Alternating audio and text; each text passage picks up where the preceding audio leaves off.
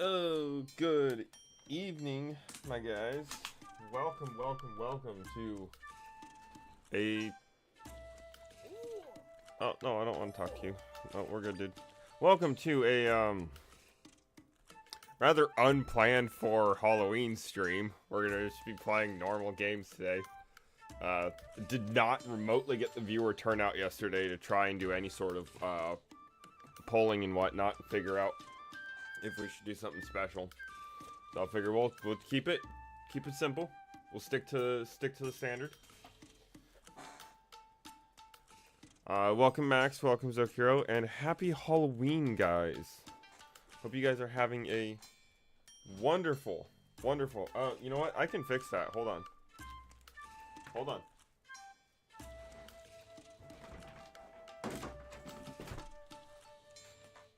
Maybe I can fix that.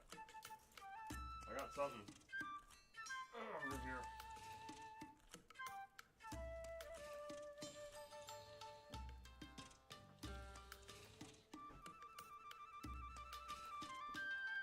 Yeah, I thought about it. I just didn't actually give myself time to prepare properly.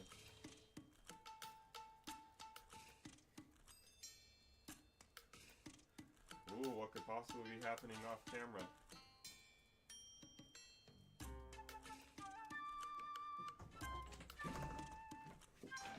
Oh, ta-da! I'm a decidui. It's a day late, as it would have been fitting for Pokemon yesterday. Yes, I do genuinely have a decidui cloak.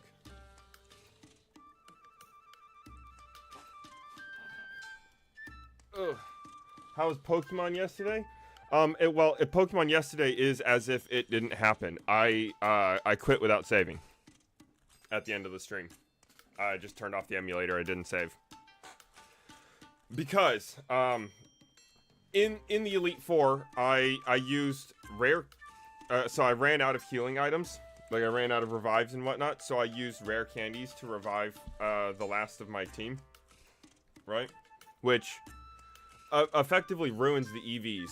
Like, I don't do EV training and whatnot. It's incredibly complicated and difficult, as I don't bother with that. But I want my Pokemon to actually gain some EVs from normal gameplay. And if you use rare candies, you get the absolute minimum stat increase for that level. So I ruined two of my legendary birds and my Dragonair's stats by having to revive them with rare candies. And I don't know if you noticed, my Dragonair is already garbage. Absolute awful defense stat.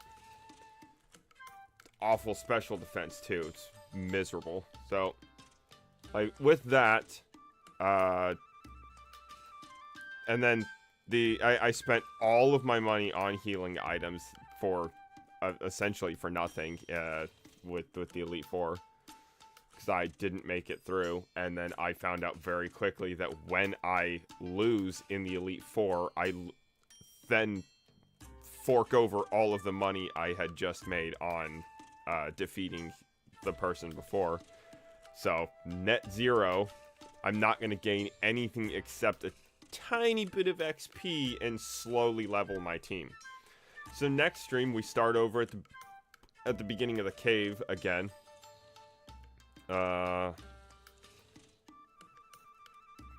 over at the beginning of the cave, and then we just, you know, grind levels for however long that takes, and hopefully we can do the Elite Four next stream, if not the stream after.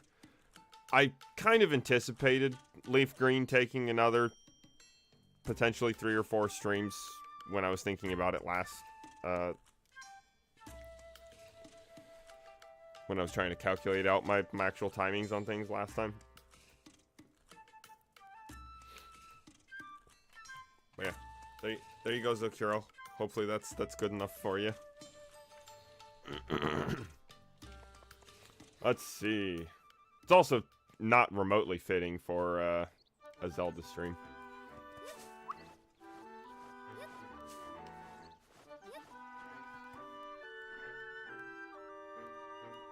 Oh, yes. I did forget to fully implement something, but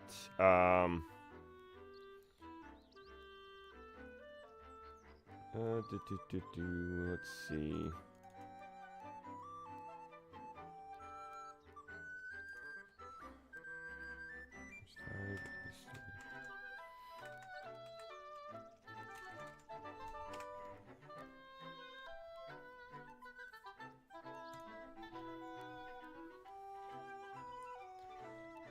So I hadn't actually saved the editing, right? But um, it's saved now, where it's there on the bot. So it's kind of good that I have you two here. I'm starting up a new rule for my chat, because I've noticed it becoming increasingly an issue where people just don't engage. You're not like providing a ton to chat. Now,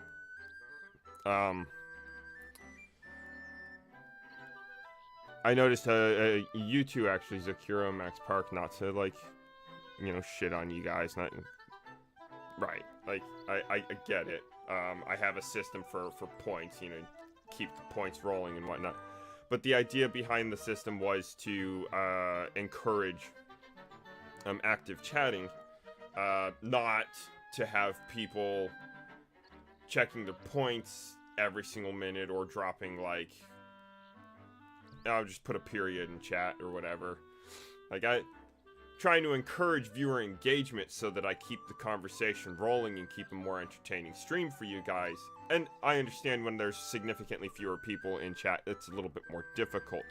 But to try and mitigate some of the problems that are starting to arise with that, there is now, unfortunately, a 10-minute cooldown on checking points. Because that kind of was a pretty significant issue yesterday, actually, with pretty much, I want to say at least 50% of all chats that came in, minimum, were someone checking their points every minute or sooner. And if I see a lot of like just point spam or trying to or like the only thing somebody is doing is just trying to keep themselves active in the system, like, I will probably just time somebody out if it's been like 30 minutes of the same thing. Like, okay, you get to take a break from doing that for a little while. Obviously, I don't want to discourage any or all interaction, right? But I just want more stuff I can actually interact with, because that's kind of the point of chat, right? You guys say stuff to me, I respond to it, and we have a little bit of a back and forth. Adds to the entertainment value, and there's nothing I can go off of if all you chat is a period or an arrow or a random jumble of letters or just checking your points every minute. So I don't mean to be a bummer, and I'm kind of glad that it is only you two here currently, because I don't want to call you guys out in a bigger setting and not trying to make you guys look bad, not trying to actually cause problems or anything. Like, I like having you guys in my chat. I want to continue having you guys in my chat and around. I would just like a little less spam, I guess, is kind of what it is, especially when it's substantially more frequent. The swaz was never really an issue, like once every 5 minutes, but it did contribute to the overall spam or it contributed to the total of everyone all doing it. So when it's just one person, it's not that big of a deal, but when I only have 3 or 4 chatters and 2 of them or more sometimes, because it has been more than just you guys, but when most of the people in chat are just there to collect points, it's not as fun for me as far as talking to you guys, and it's probably not as fun for other people who are trying to hop in chat and they see that the entire thing's just spammed with random letters and symbols and whatnot. So that is the reasoning behind that. Unfortunately, did have to make that change. Why did... It's definitely been a little longer than that. The 10-minute cooldown should at least be only a temporary thing. We'll see how that works. And if it's particularly worth upkeeping.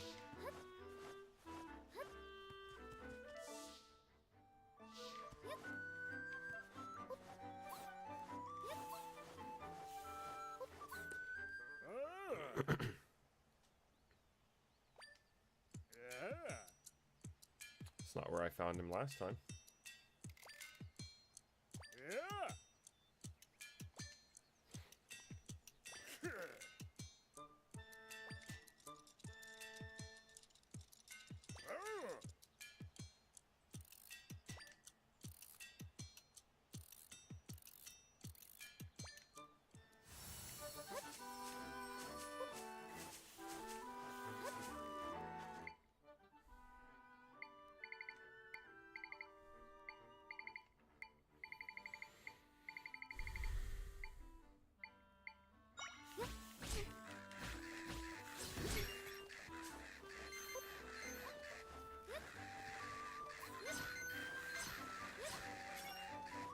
Welcome, Pyro, welcome.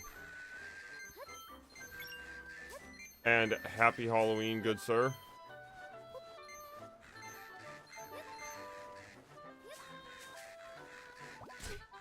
Oh, hell no, dude.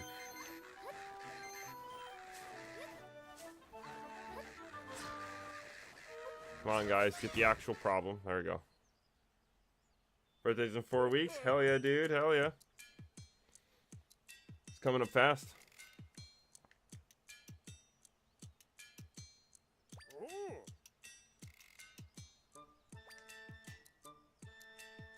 Interesting. Happy Halloween, good sir. Happy Halloween. Yeah, we didn't have much time to prepare, as I'm sure you noticed, considering we're playing Zelda. We're not playing any sort of, like, Halloween special type thing. But I'm wearing a Decidueye cloak, so that's close enough, I guess. I'm in costume.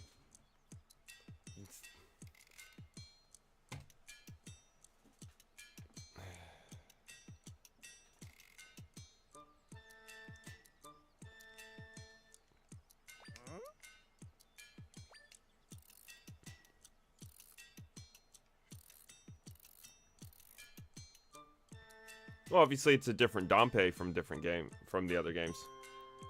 This one's a genius inventor, not a graveyard worker.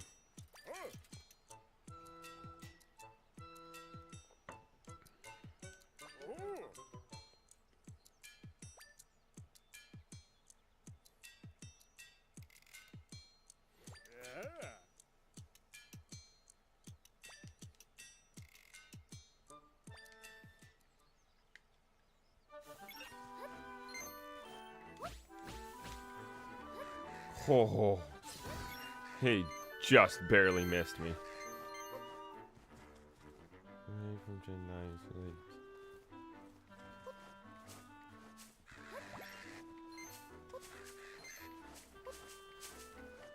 I don't know who these people are that you're talking about, unfortunately.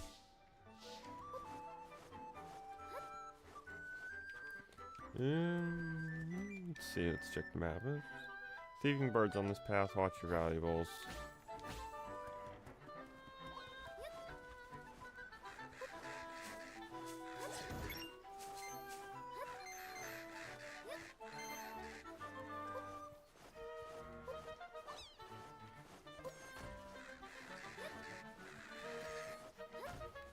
Come on, guys. There you go.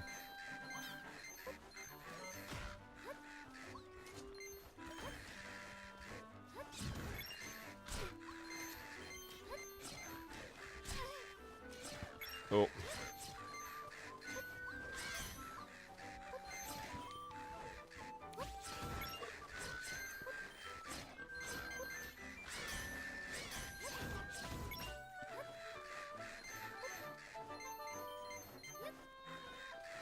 Come on, guys.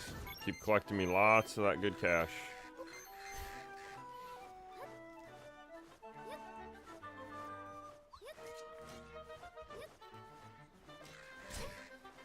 Like I said, sir, 10-minute cooldown on that.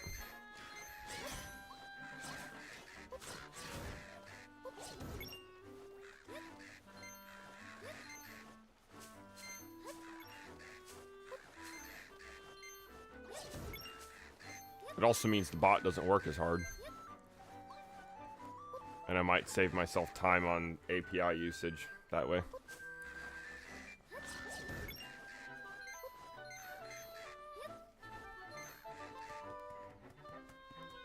And that is a personal cooldown.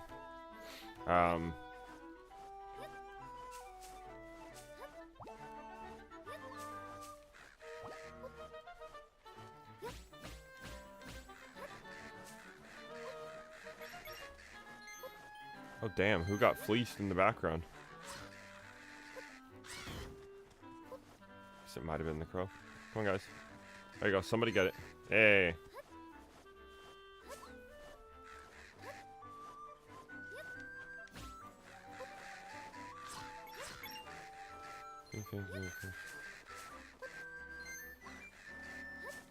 I mean, restricting yourself to just the long shot is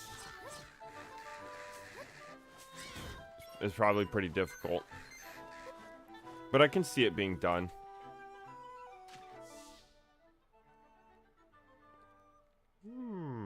Where to? Where to? I think we have to get up on this side.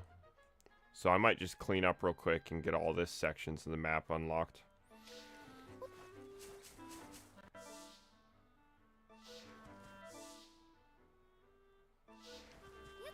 I mean, I'm not judging your choice of weapon.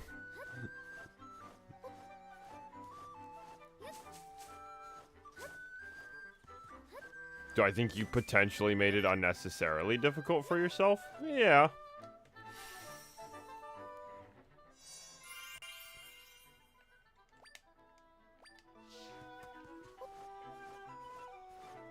Oh. Go ahead and grab our stamp.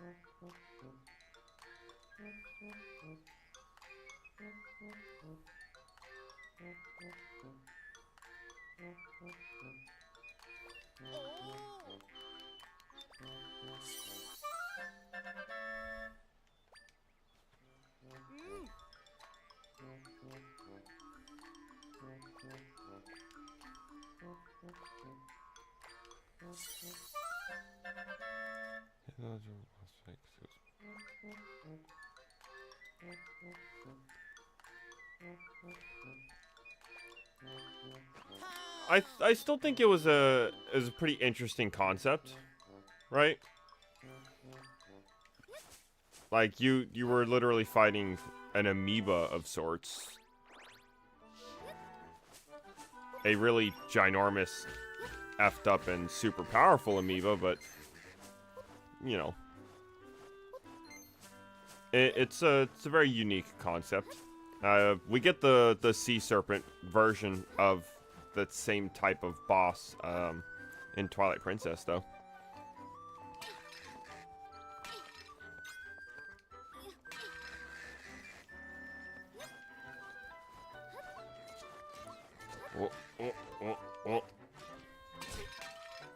Oh, thanks, guys. I was getting ready to do that. Fleece him, guys. Fleece him. He only dropped 1 rupee.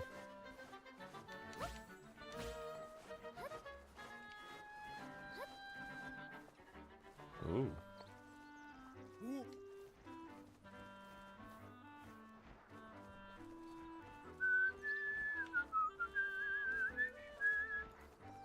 stuff I'm not seeing? Bongo Bongo is...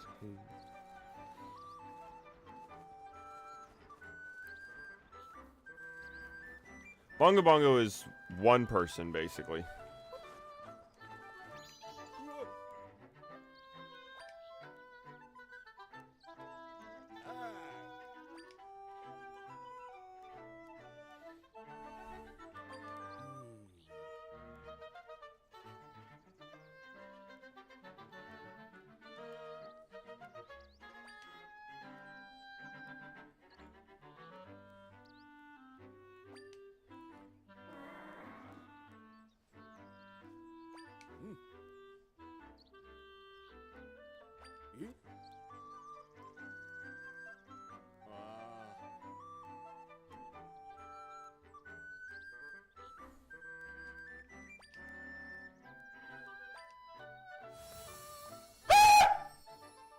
Why is that so quiet?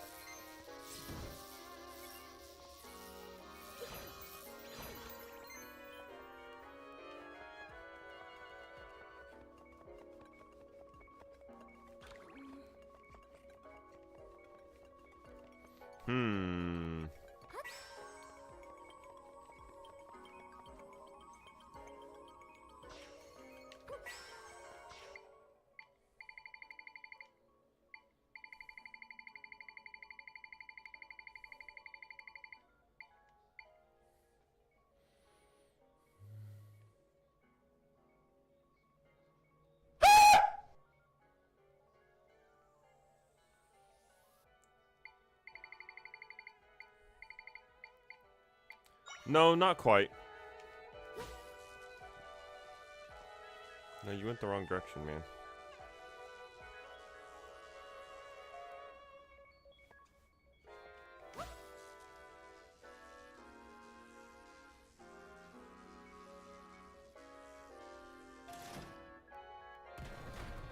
Oh, I see. I had to put all three of them in there and not kill them.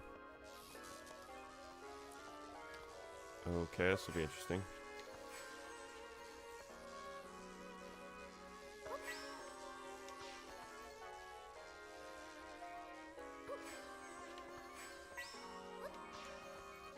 Can't believe that worked.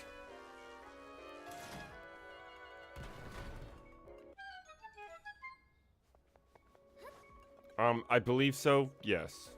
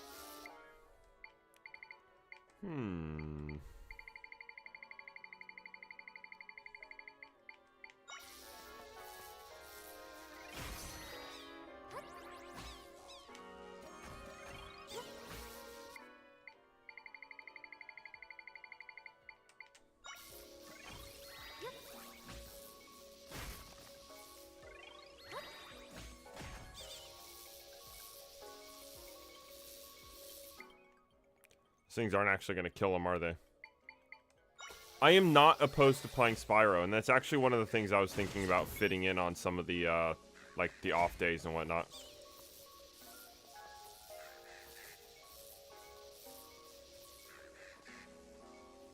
Oh god, he's retarded.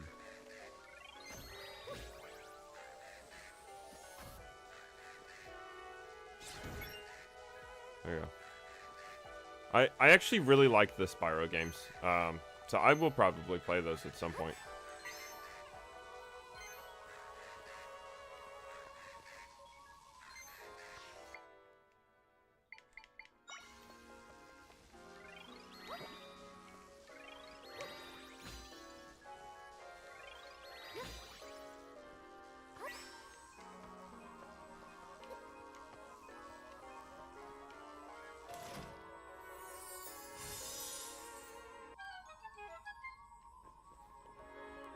What? How did I get him in there? I don't understand what just happened. Yeah, I'll take it.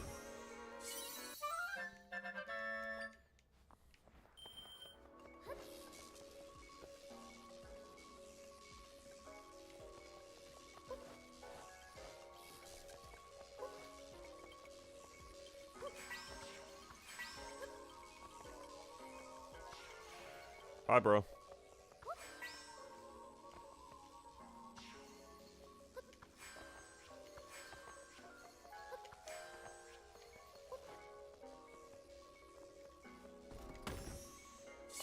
No, I've actually never played any of the Tekken games. I have played Pokken. I actually thoroughly enjoyed Pokken Tournament.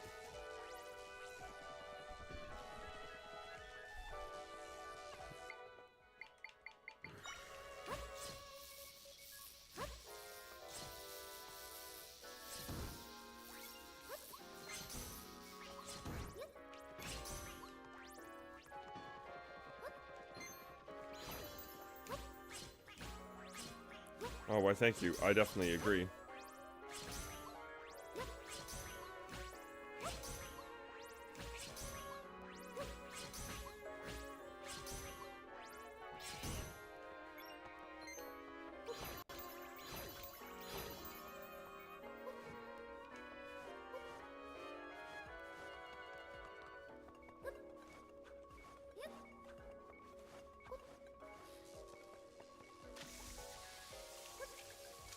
Well, this will be problematic. Ah, get away, get away, get away.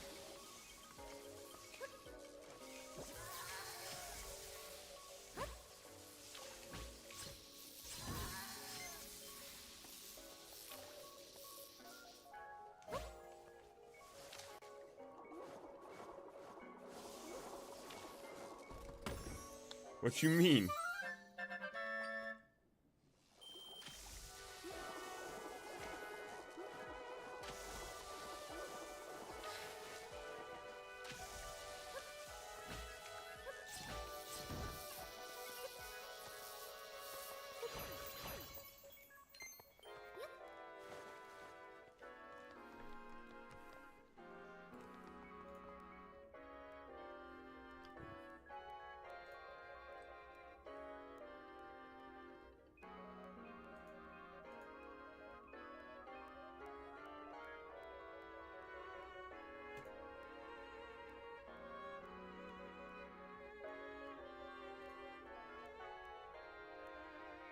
Well, that's not quite right what happened. Alright, look. It says banned, but you did not... You're timed out. You're not banned. You just can't chat for 10 minutes, dude. Just... Oh, that's an enemy, isn't it? That's a thing. What the hell is this? How did I completely miss this when I was doing my personal playthrough?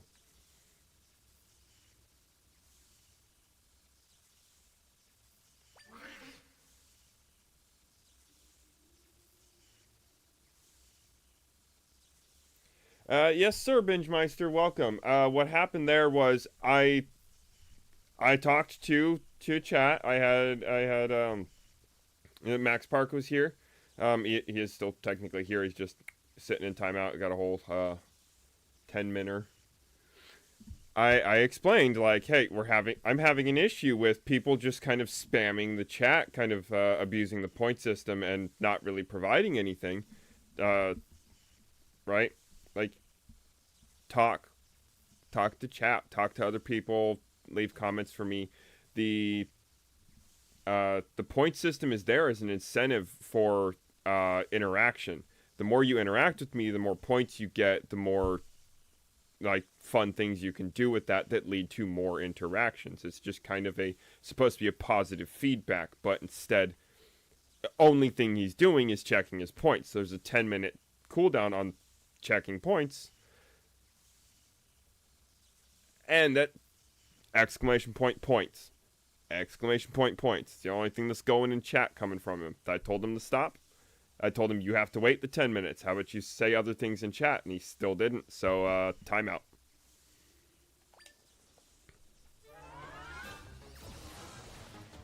How the... Oh, we can change... Ew. How do I hurt you?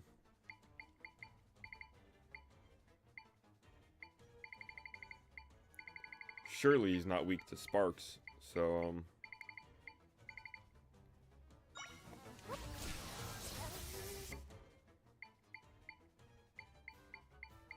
I need something ranged.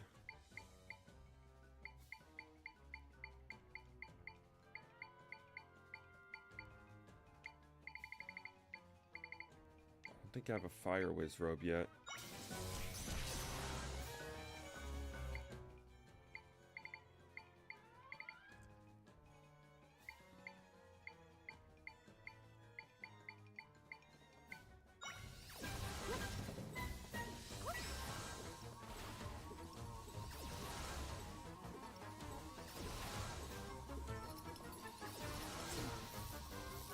Oh.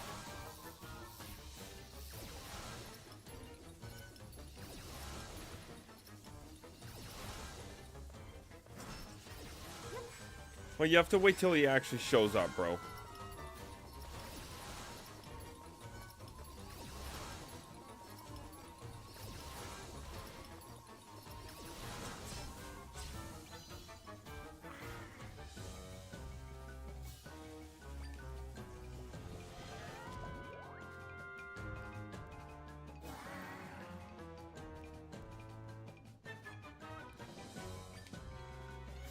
Well, it's meant to be that the command doesn't work, but continuing to do it anyway.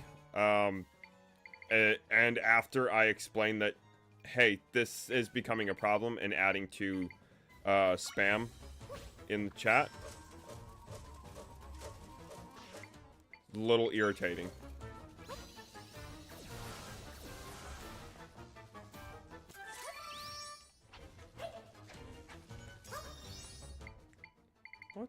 What am I supposed to do?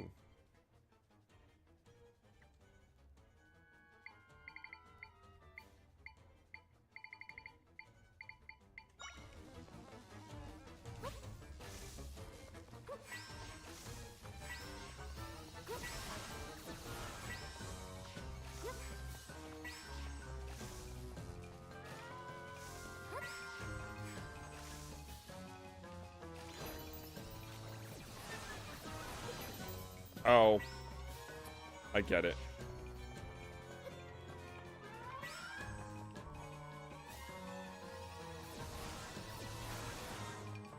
Oh, come here.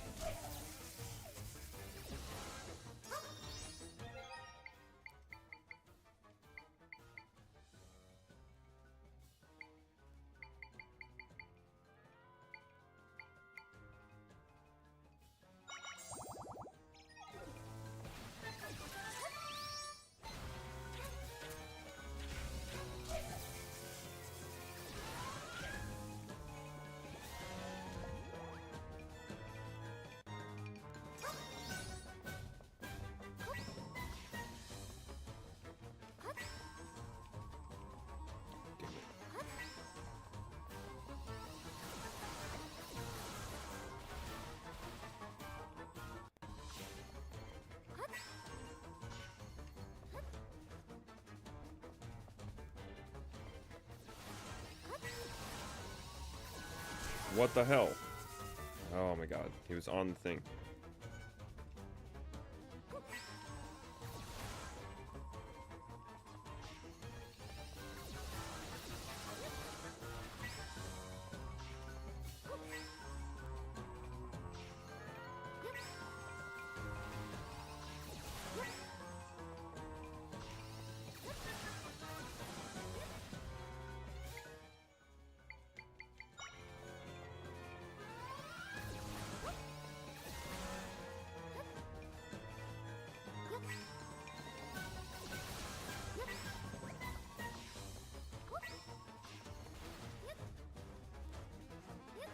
Well, you weren't supposed to go over there.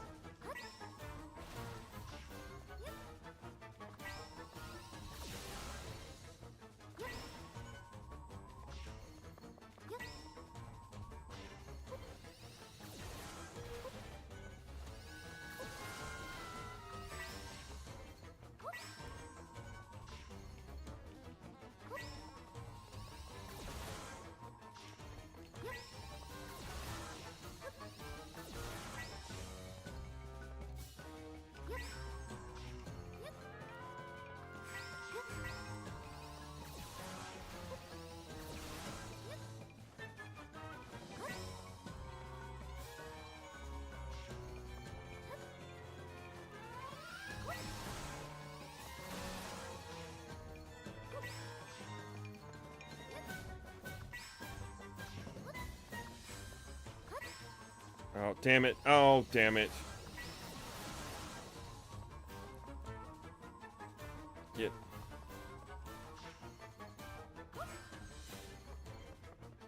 Okay, now you're orbiting that. That's kind of annoying.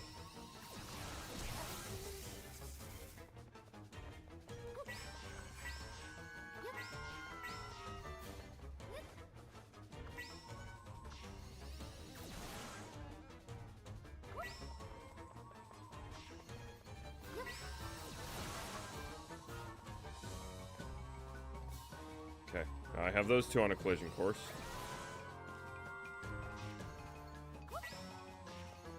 Remove that, remove that. Finally! God, man.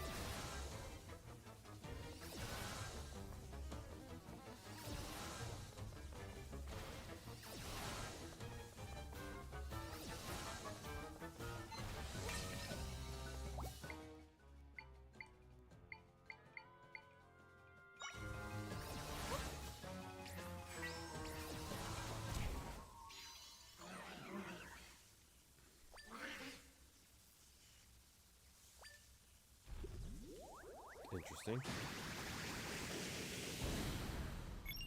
Oh, shit.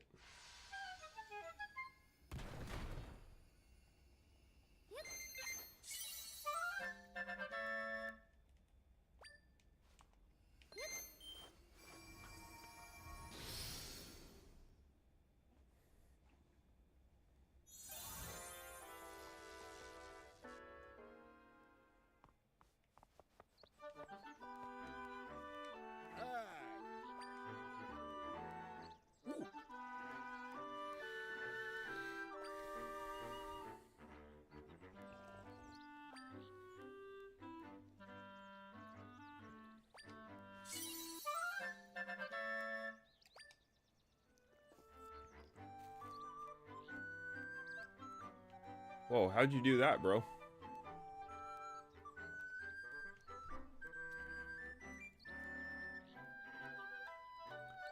What? I didn't even know that was... Wait, hold on. It's an actual emoji you can just put in chat.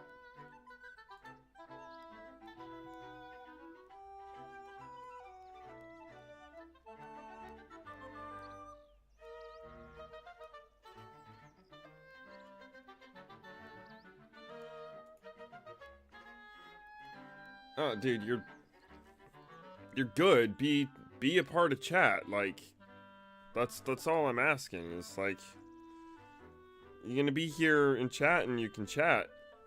Don't just spam the chat with random stuff.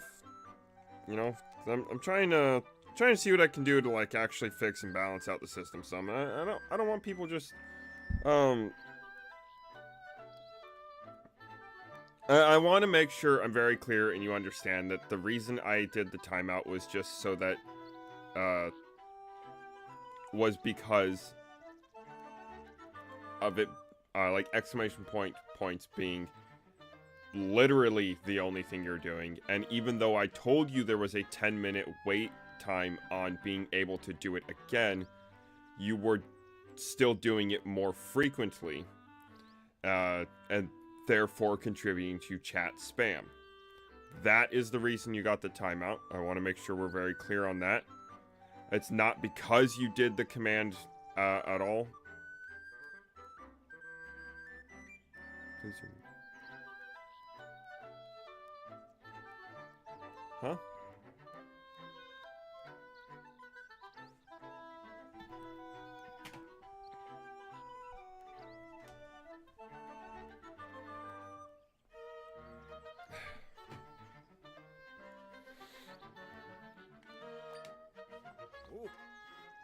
I'm not sure what you mean, good sir.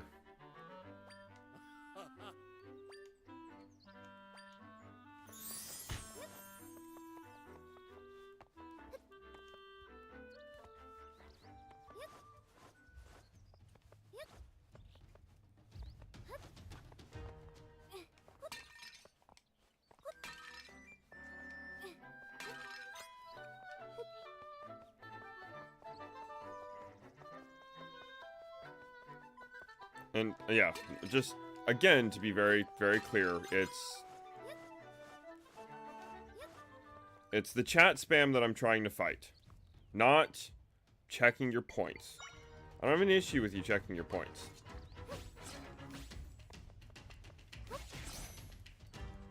But when I specifically call something out as an issue, I would like it to, you know, actually be handled.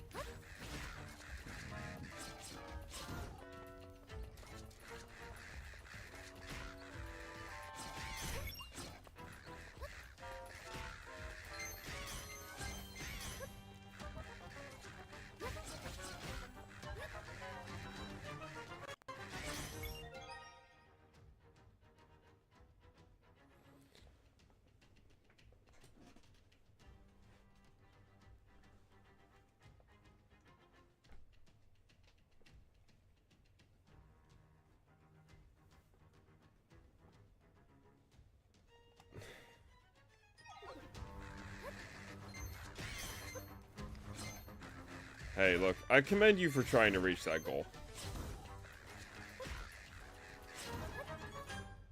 Especially with the number getting bigger every time.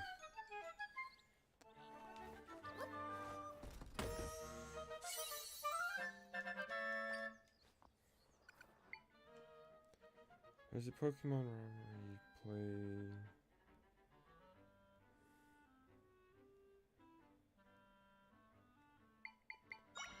That's an interesting one.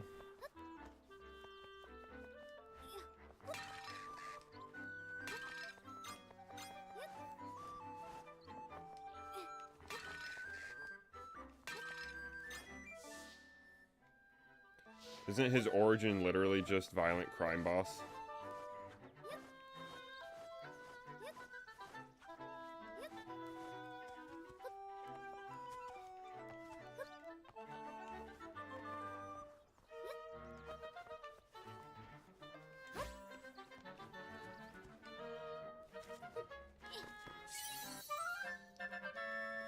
If you're in the Discord, you can share the link there.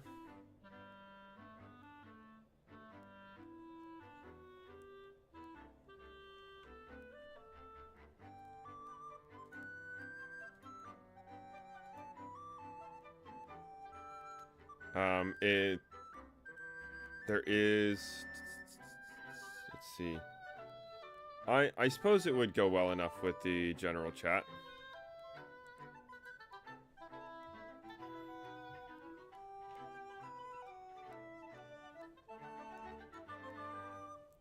Well, I will have to see about how that works, Max Park. I don't think I did actually lose the subscription if you were not intending to unsubscribe.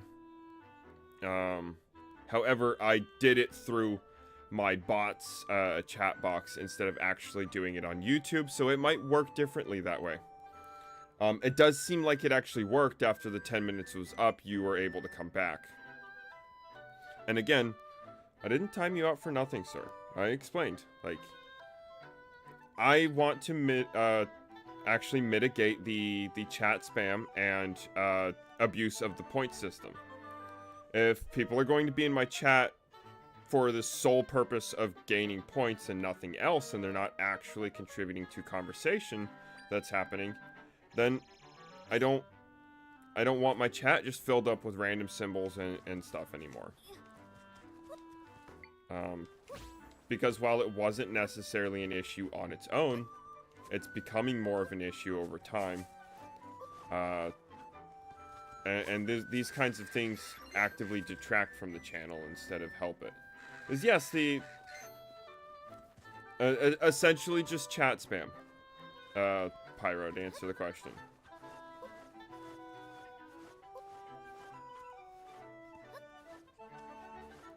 Again, if the only thing happening in chat is a bunch of random symbols that people just drop a period, an arrow, a jumble of letters, or are checking their points excessively to try and make sure that they are consistently seen as active and are consistently gaining points, like, then the only reason you're chatting at all is to gain points and not to contribute to conversation or help with engagement.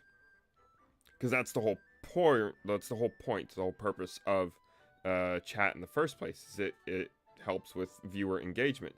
You guys say things, I respond to those things, and we have a conversation. And the point system is an incentive for that. So as you're engaging with, as I and the audience are engaging with one another, you earn points over time for that engagement, which you can then spend on fun things that happen on stream, which then provides more viewer engagement. That's the idea behind the system. I'm glad you feel that way. I'm sure I might have shaken up some feelings and opinions towards myself tonight, but I'm hoping we can continue moving forward and, you know, not actually lose a subscriber, and you know, while also dealing with something that's just kind of been a growing issue.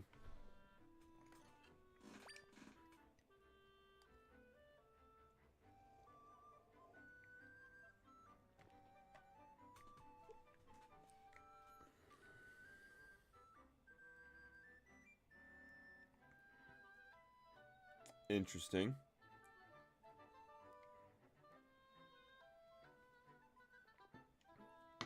I can see that working, I guess. You should try doing it with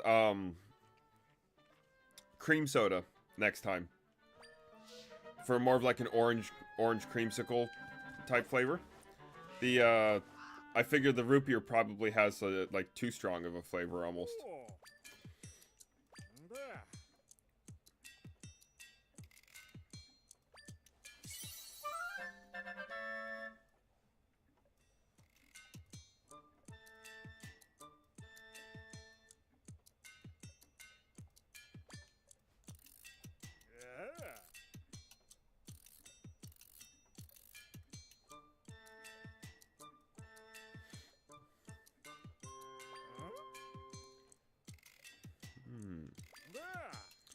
Good sir makes automatons.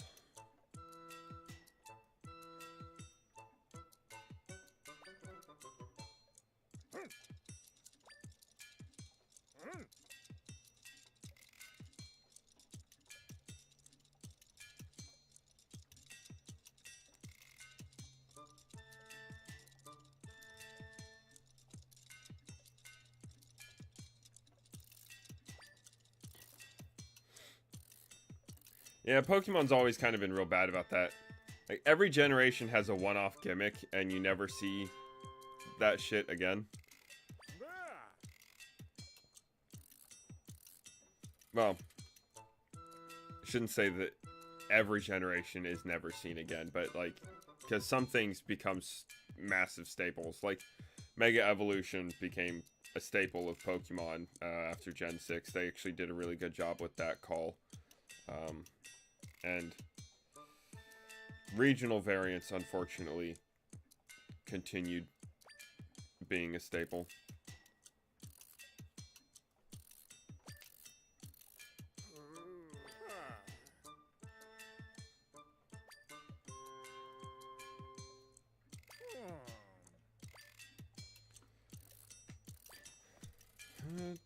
I'll find you something.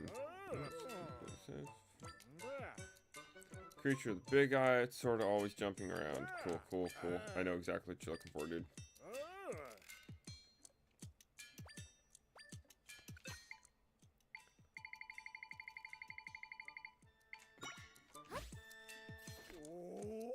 Bring back gambling.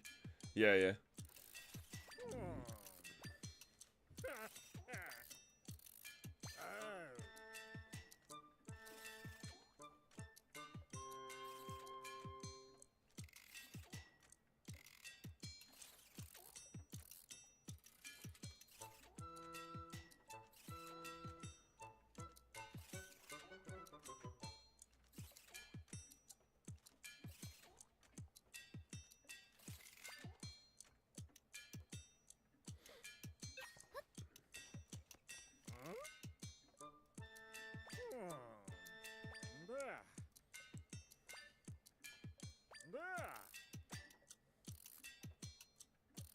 Oh, okay. Yep. What? You didn't like money bags? To be fair, I don't even actually remember this character, so maybe you're right. Maybe if he's not memorable enough, he kind of was the worst character. Spyro was one we asked about earlier, right? Maybe after I catch up on all the Pikmin games, we'll play some Spyro. As our in-between games on Pokemon days.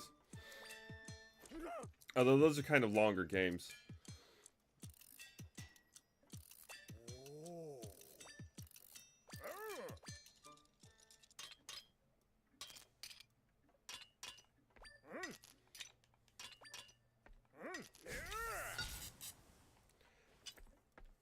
And with that, we have our first automaton. On my personal playthrough, I didn't actually get any of the automatons until just before the final dungeon, and so they were completely useless to me. I don't even know what they do.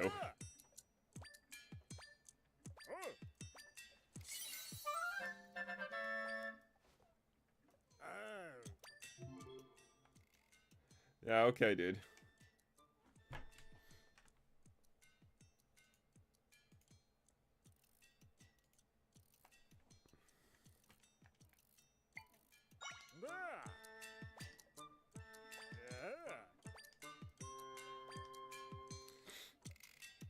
That's...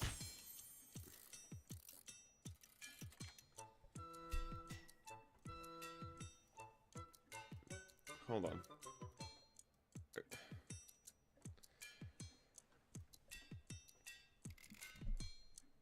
So I was unaware that Skoggle apparently does not use the point system anymore, but you do realize I am friends with these people, right? Max Park, you come in here and you tell me stuff about Bulb and Skoggle's channels. Like, I am friends with them. I can go check I can literally message them and check on these things. Granted, I don't have a reason not to believe you. I'm just saying I think I would have heard about that from either my roommate or from Skoggle directly.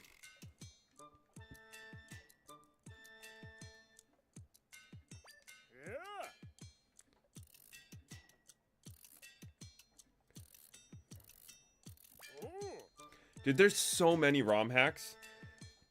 And some of them look like a lot of fun. Some of them not so much. Yeah. Bulb and I are roommates. We've been really, really close friends for, how old am I? 26? Probably like 12 years. Yeah, that sounds about right. Maybe longer.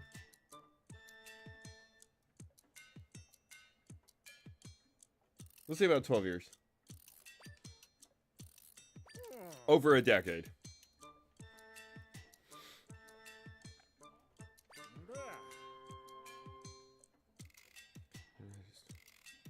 Noted.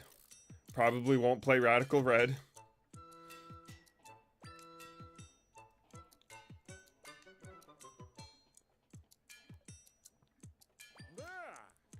Firework, yeah, Elden Volcanic has fireworks. Okay, so we have to do the Elden part to get that one.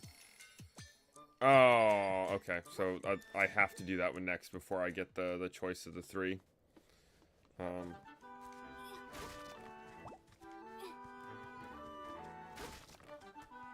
How are we doing right now? We having a night. It's decent enough. So you're more than welcome to share your age. Max Park, I think you're misunderstanding the point of the entire situation here.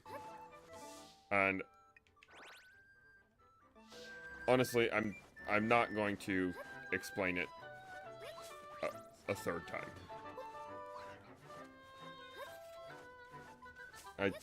I can understand you probably feeling a little salty about it.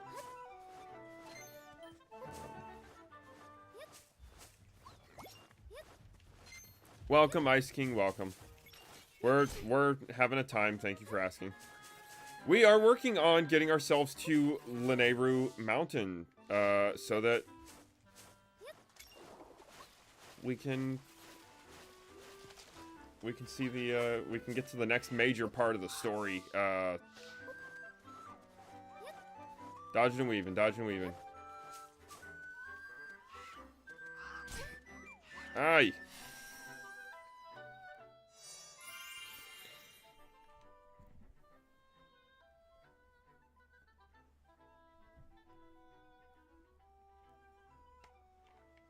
Oh, yes. So, just so you know, Ice King, there is a 10-minute personal cooldown on exclamation point points now, so that we can prevent people from spamming it. I chose longer than 5 minutes because YouTube stops counting you as a viewer after 5 minutes of zero interaction. So like if you're not chatting at least once every 5 minutes, YouTube stops counting it. And as does my chat bot. So the people who are only here to point farm can only do the exclamation point points once every 10 minutes, and therefore they're not actually gaining points. But obviously, even if the bot is not responding to it, you are technically still gaining points. We're working out the kinks in the system. We're working out the kinks in the system still. I kind of want to prevent point farming, basically. But I want people to be earning points. So it's a difficult situation. I want you guys here having fun. Earn points. Do cool shit. Get redeems and make me do goofy things. Hey now, there's something going on here.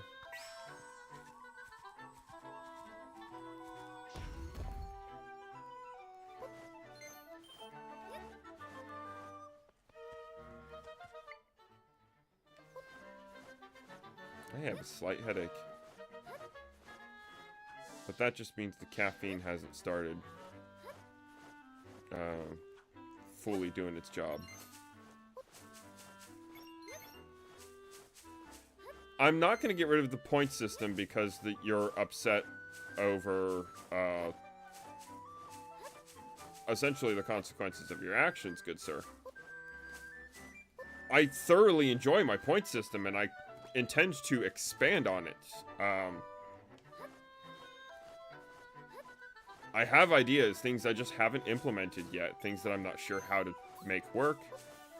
I want to do more with it. Oh no, there are pose. See?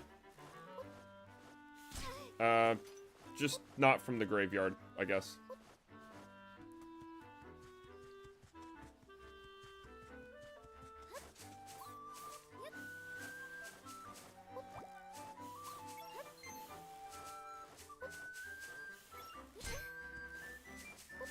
Yeah. No, I agree, and that's kind of where I was having issues, Max. Or not Max, Ice King, sorry, Jesus.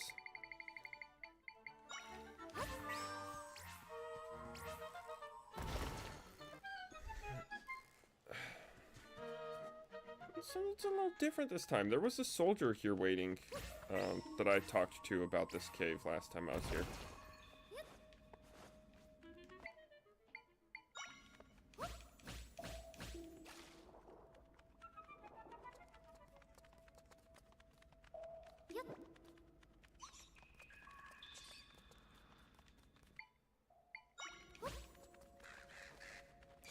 See a comment about pose.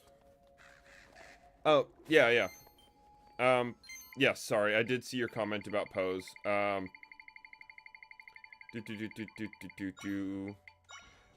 not sure why they didn't have pose in the graveyard this time, but there's pose, because I can summon these little guys here.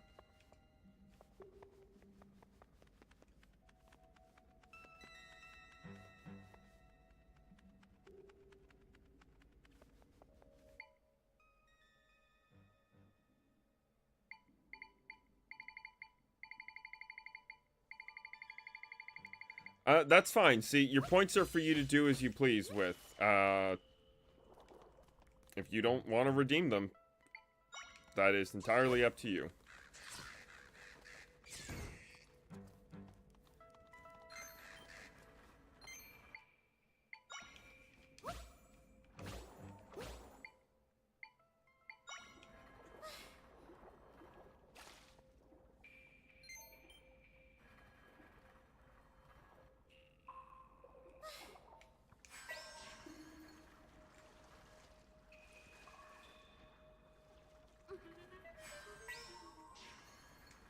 Oh, damn it.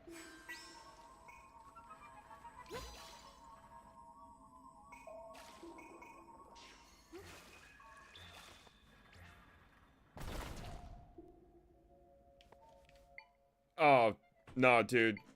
The jump scare doesn't annoy me. It just... No, okay, well... Let me rephrase that, because I am slightly irritated by the jump scare, but it's not because people are using it. It's because it doesn't work the way I hoped it would. And I've been too lazy to, fix it. Which is also not good. I have things I know how to do that I can do to fix it. And I keep not doing it because I'm like, I don't know, I got so much on my mind constantly. So that's just entirely on me, and I'm sorry I keep not... No, dude. You're good. I wouldn't have added the spooky command at all if I had an issue with that. I want people to use the commands that I make and have fun with them. I want people to use the point system and have fun with it.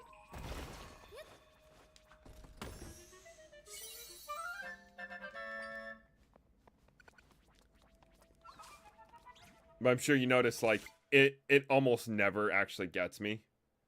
And I really wish that wasn't the case, because it's meant to be something fun, right?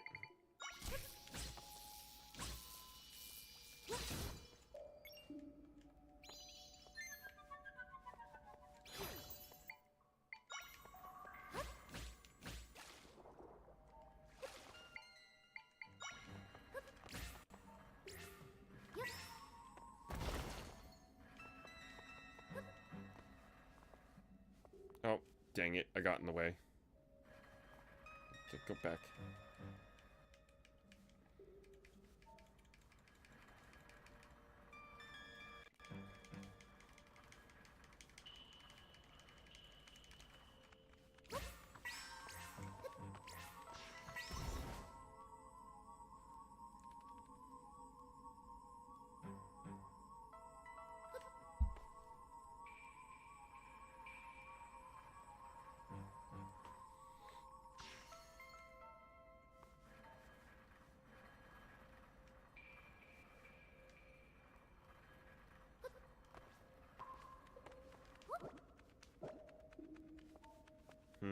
Okay. So yeah, I have to deal with that one from below, or from the other side, I think. So that elevator is more meant for later, I suppose.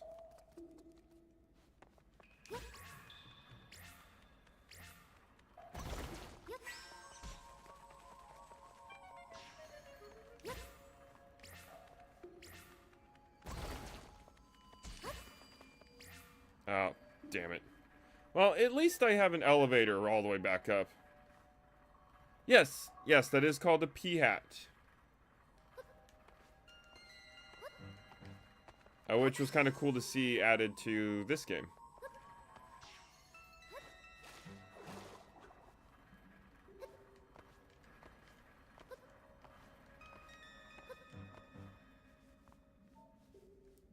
Oh. Right, we're at 6 people here. Hell yeah, guys. Welcome any and all newcomers. If there may be any. Get got, bro.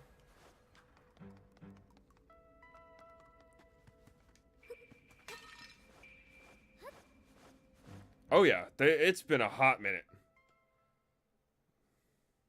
I do have the P-hat echo, actually. You get it pretty early on in the game.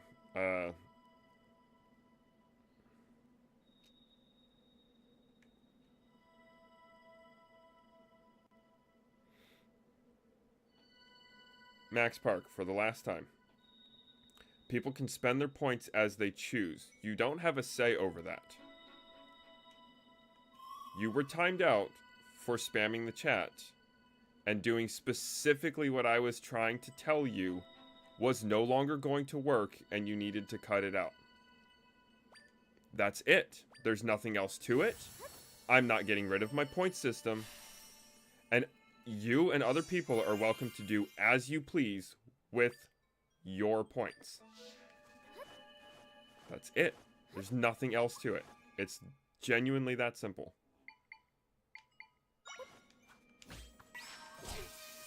Ow.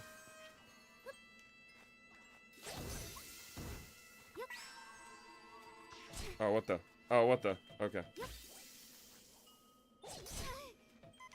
Stop it. Yes. Learn. Learn.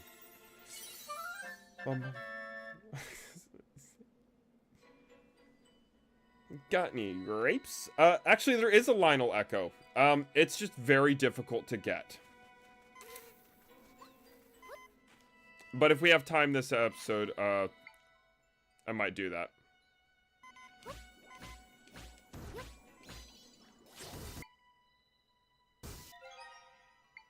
I need to drink a potion.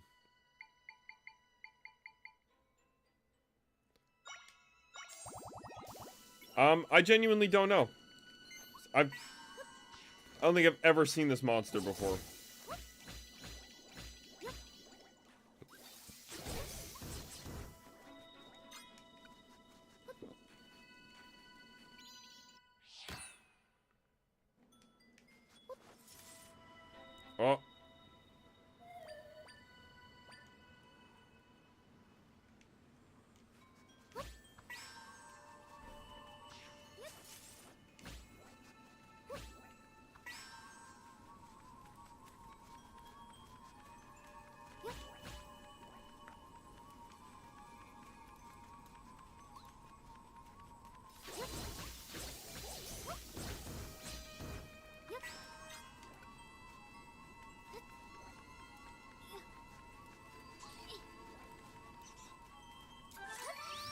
No, no, no, don't waste that.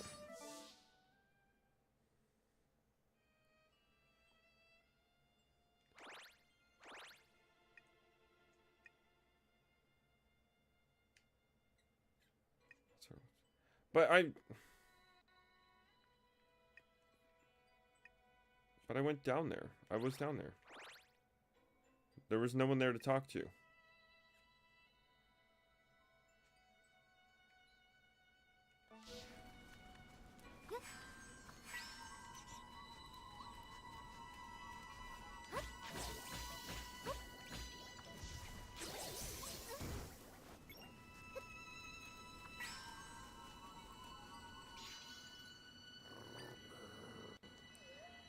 Okay, so maybe I didn't actually skip anything.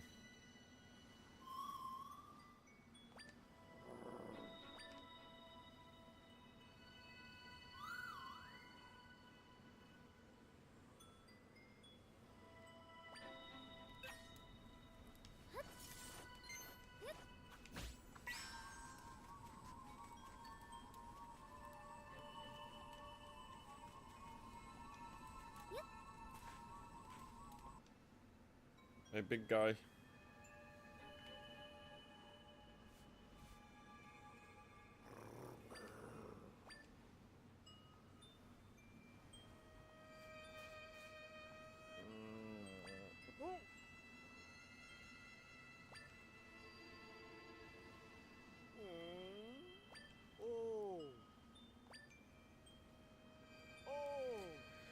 Looks like a snow Goron.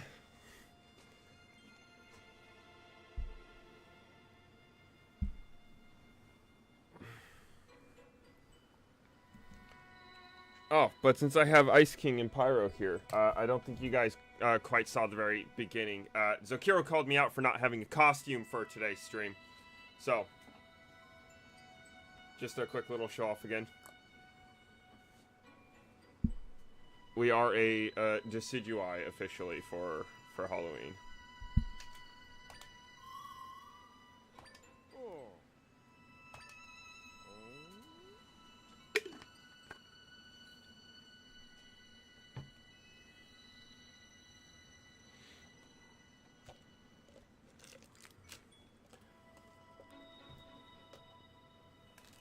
I do not recommend using quicksave today. However, you're more than welcome to waste your points on a quicksave command, as I'm not playing on an emulator. It will do nothing.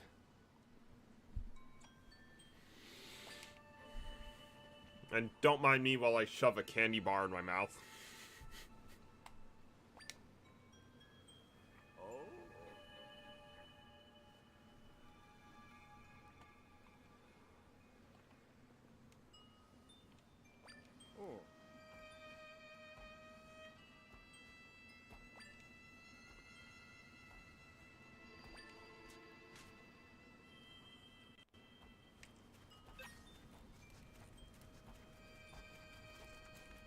Okay, the quest log actually updated. Perfect.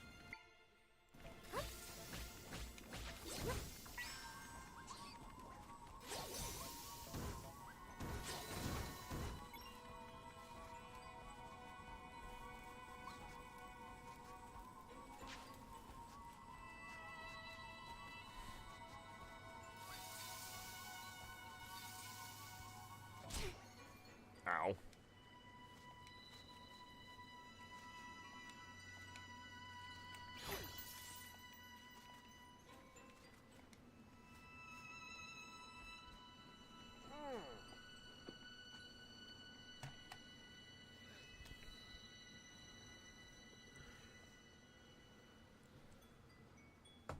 Alright, Max Park, final warning.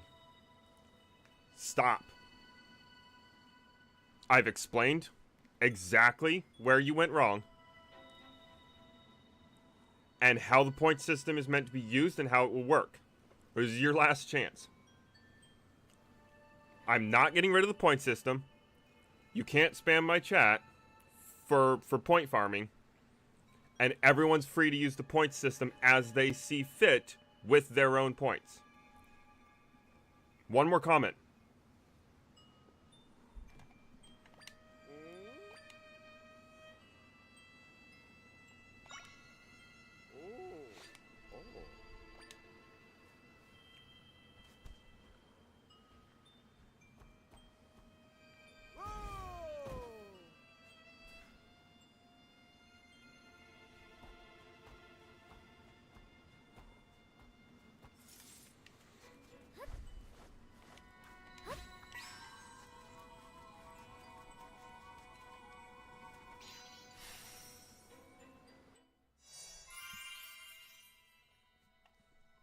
And honestly, based off of advice I've been given about, like, different types of chatters and detractors and whatnot, like, I probably shouldn't even give that. This, there's a Twitch streamer, it goes by, I think his actual name might be Thor. He's got long hair, he's a programmer, he's always, talking about, like, how the system works and everything. He talks about the YouTube, algorithm, he talks about the Twitch, algorithms and whatnot. He has a lot of, useful information, right? His advice essentially is, not every viewer is going to be a valuable viewer. Some people are going to actively be detractors simply by the way they interact with chat. And new viewers coming in will see that and leave. Like, the chat environment can be massive for new viewers. If somebody comes in and sees a toxic chat, they're not going to stick around, which causes problems. There is an anti-cold smoothie, but I can also just drop a fire, an Ignazole, the fire chew jelly things, and carry them around. Completely defeats the purpose of needing the cold resistant smoothie, which just takes up inventory space.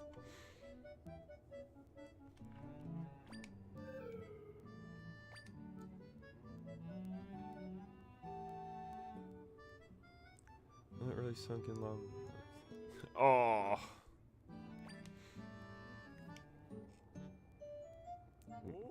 Mustafar, yeah.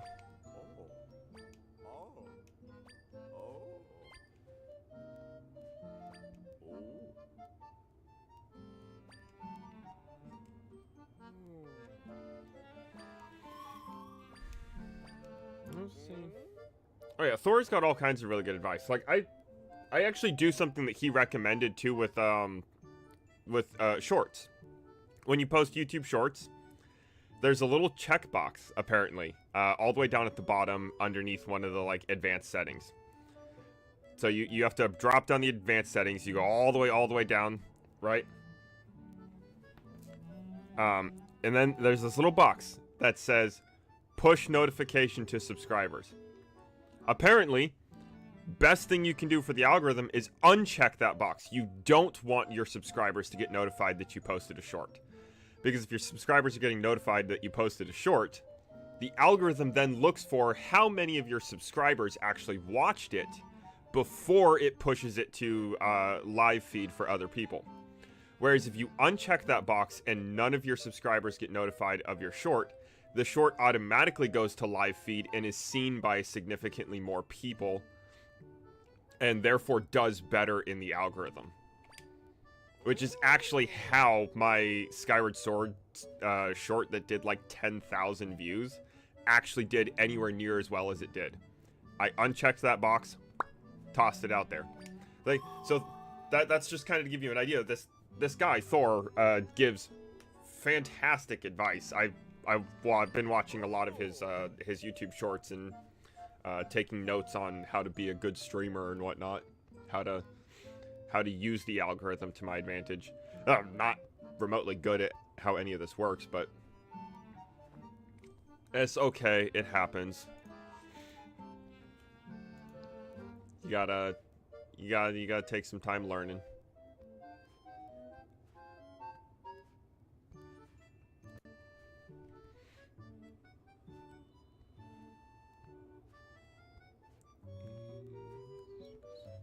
There's an Easter egg in this. I did see that, yeah.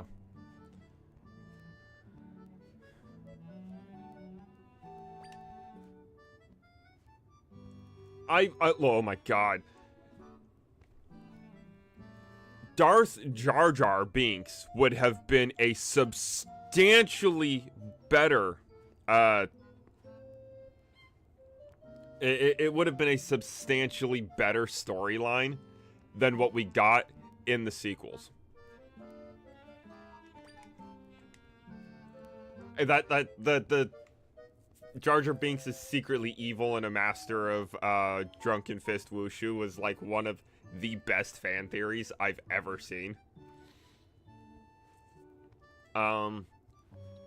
If you got something for me to watch, a good place to put it is in the memes or music chats in the Discord. Depending on what it is. If it's a meme, if some sort of funny video, it goes there. I currently don't have something for just regular YouTube videos, so general chat is the best place currently for if you just have some informative or interesting YouTube video. I would prefer you only put it in one. You don't need to overdo it.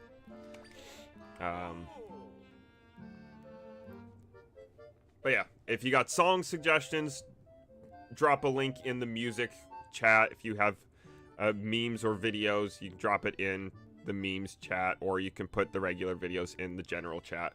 And that's where all of those work.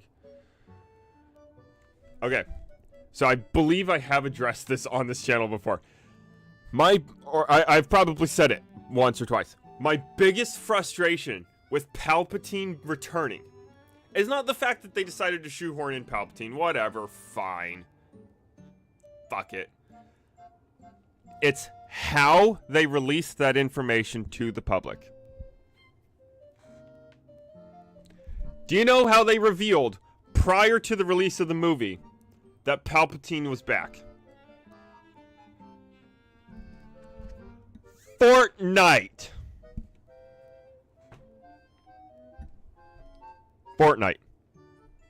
They put an audio clip of Palpatine announcing that he was still alive. In Fortnite. Yeah, because that's how you release information about one of the biggest sci-fi series in the world. Fuck the fans, I guess.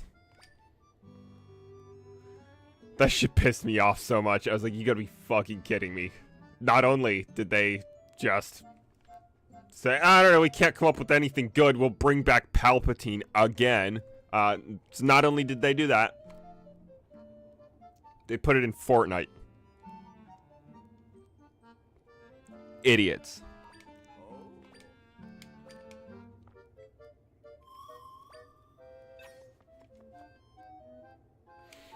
They're also bringing back Robert Downey Jr.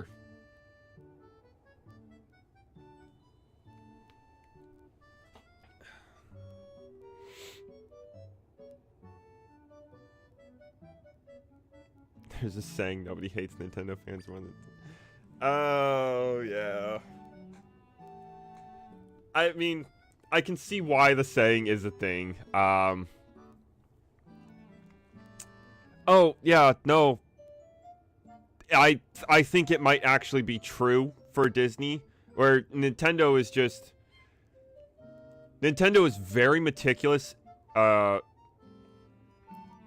They're very particular, I should say, about things.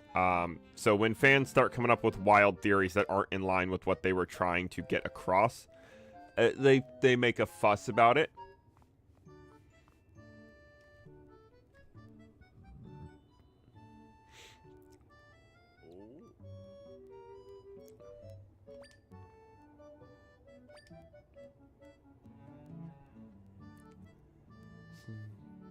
Videos in general, and you should put this. I will not be streaming suggested content quite like that. I will watch it of my own accord. Right? Well,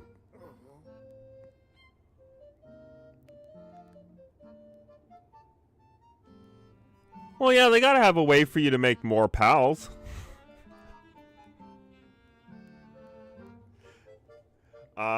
No, sir.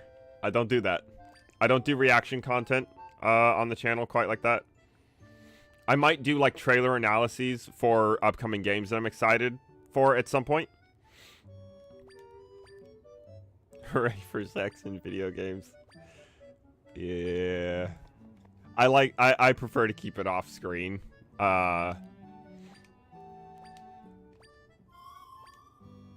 I'm not over here trying to play damn porn games.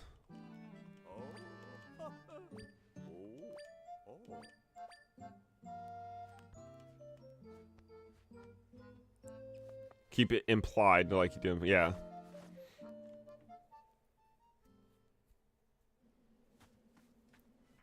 Like, honestly, I don't think there's really hardly ever a good reason to actually show sex in a video game.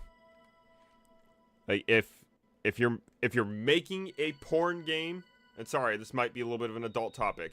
If you're making a porn game, yeah, you should probably show the sex in the game. That's kind of the point of the game. But then that's being the point of the game, nothing else of it really matters. People wanting to play those kinds of games don't care if it's poorly edited JPEGs. Like, whatever. But if I want to play a AAA title, I don't need a 20-minute sex scene. Like, halfway through the game. It doesn't add to the story. It doesn't add in any way, shape, or form to the quality of the game. It only serves to further deteriorate the gaming industry and produce more degenerates. So, there's my potentially hot take. Potentially based. Well, I don't know. Depends on where you stand on that.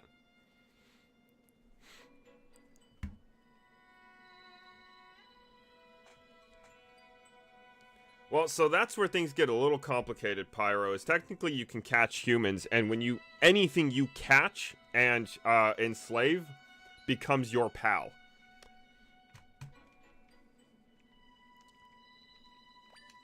So even if they keep it between pals, that's still technically between humans and pals, too. There's some dark implications there.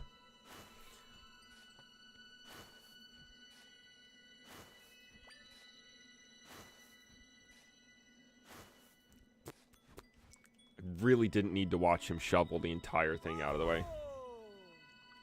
But I appreciate him clearing the door before leaping into the stratosphere.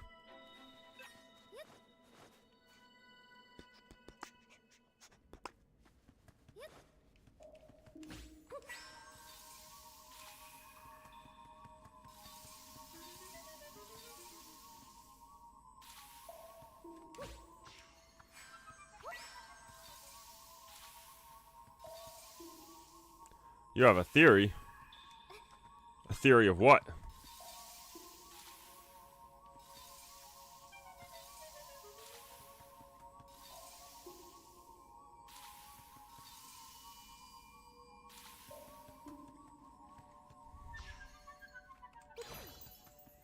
No, you don't.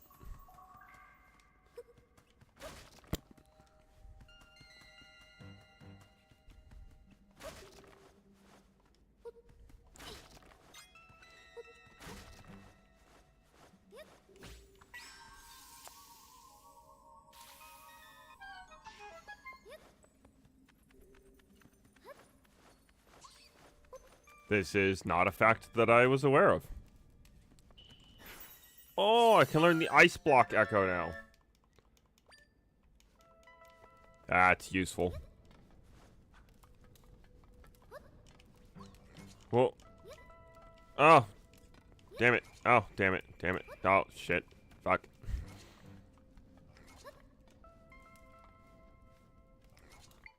There we go.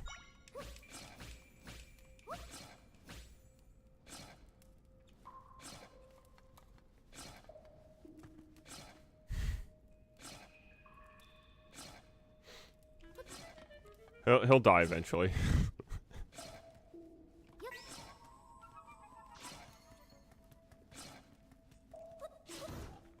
There we go.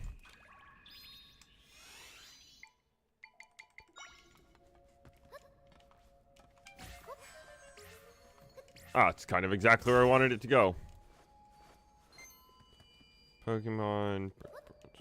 I have not played it, good sir. I have not played it. But I generally haven't really played any of the Pokemon fan games.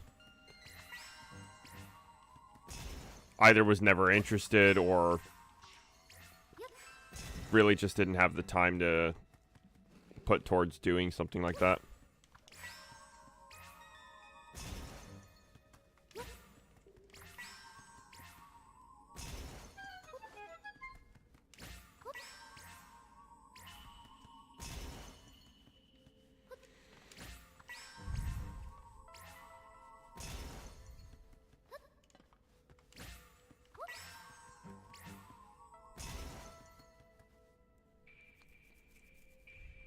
I also just don't have Roblox.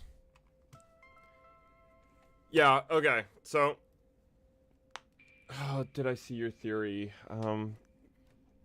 He plays a party.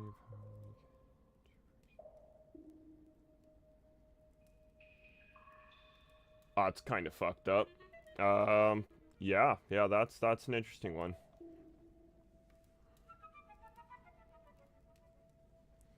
All right.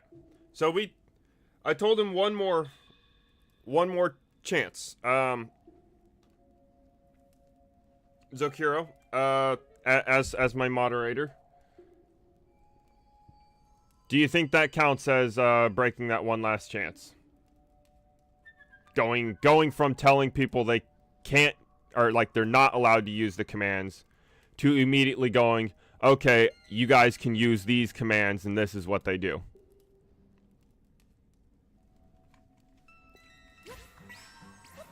Because he has technically done that twice now. I didn't address it because I really wasn't sure if that fits with what I specifically told him to cut out.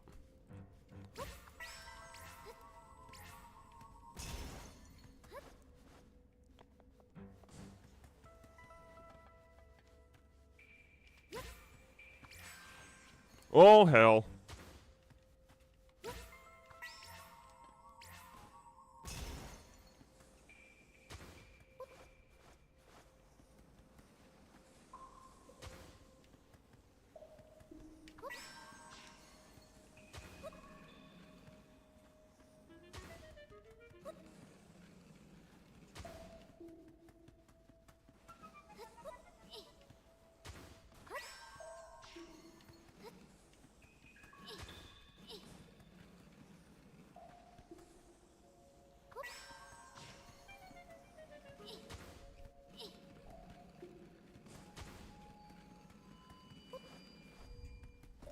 Yeah, just a little bit.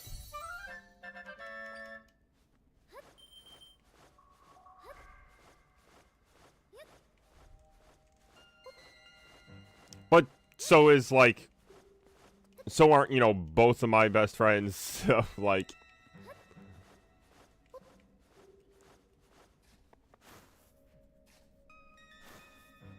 Man, no, Zakira, I would actually like your input on that. With the, after he kept telling people not to use any of the commands, because he was upset that I had timed him out over spamming. I told him, like, one more chance. Like, you have one more time to do this.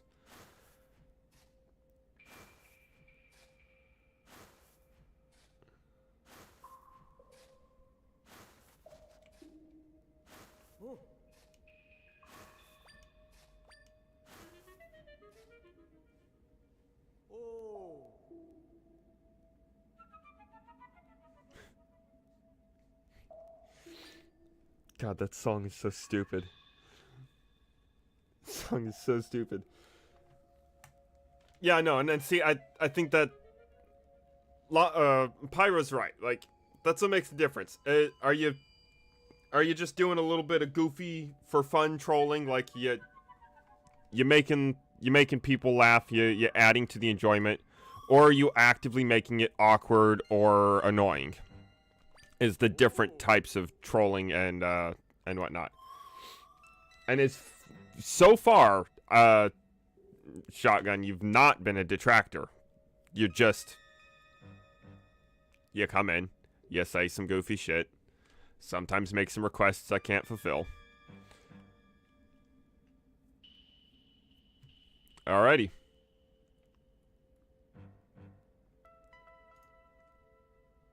Then that's that. We're done. Because I'm not continuing playing that game. And I've specifically made requests and called it out several times throughout the night. Addressed it multiple times. I gave more than enough time chances.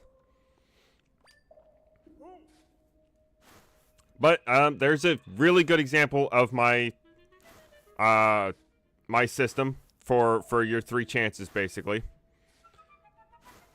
Verbal warning, timeout, and ban. And you gotta really, really be pushing it. I don't like having to do that shit. I don't want to have to lose anybody. Period. So there's a certain level of leniency, and I'm gonna talk to you. I'm gonna say, like, hey, dude, like, just cut it out. You have a chance to save yourself here. Don't push your luck. But gotta do what we gotta do sometimes. And there is still technically a 4th chance for people who have been banned. You're not banned from the Discord yet. Give it a little while. I think I made a page for it. If not, there will be a page at some point. Like, just because you've been banned from the YouTube chat and whatnot, you can't actually properly be on the channel, doesn't mean you can't still interact. If you're banned on the YouTube channel, come over to the Discord. You know, obviously, wait a little while. Give a heartfelt, like, hey, look, I'm sorry. I know I shouldn't have, whatever. Like, I've learned my lesson. I'm not going to do this crap anymore. And then, you know, actually make that change. You know, obviously, give it some time. You can't just come at me with apologies and beggings like the same day you've been banned. I will unban people who actually prove to me that they're going to behave better in my chat. And then from there, you do it again. You're gone from the Discord also.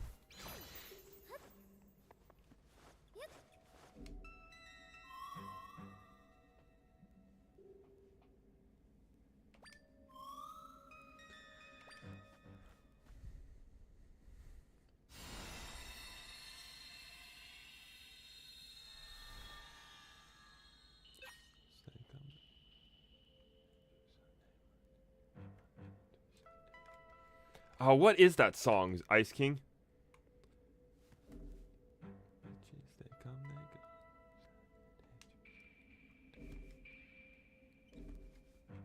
I know that song. I've heard that song. I've listened to that song recently.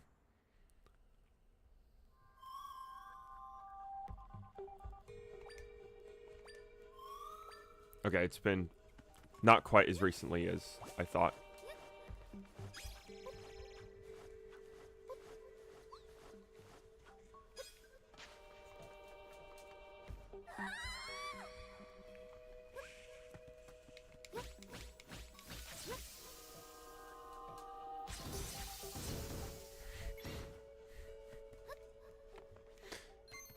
Well, those are some funny songs, so I can understand.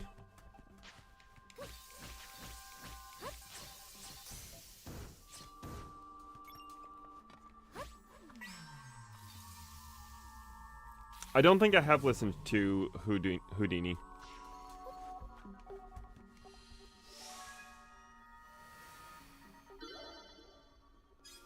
Although, I'm not, like, a huge fan of Eminem. I just like a couple of his songs here and there.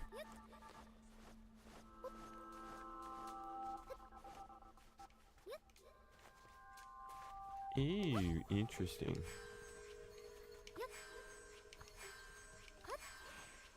You fucking twat. How did...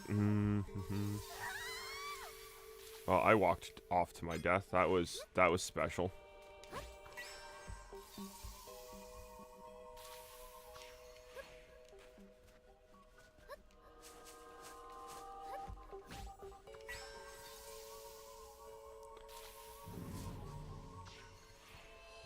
Not really a fan of Kendrick Lamar either.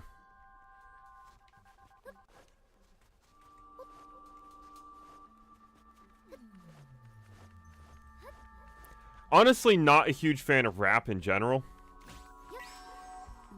There's a little bit of rap out there that I do like, but for the most part, not a fan of the genre at all.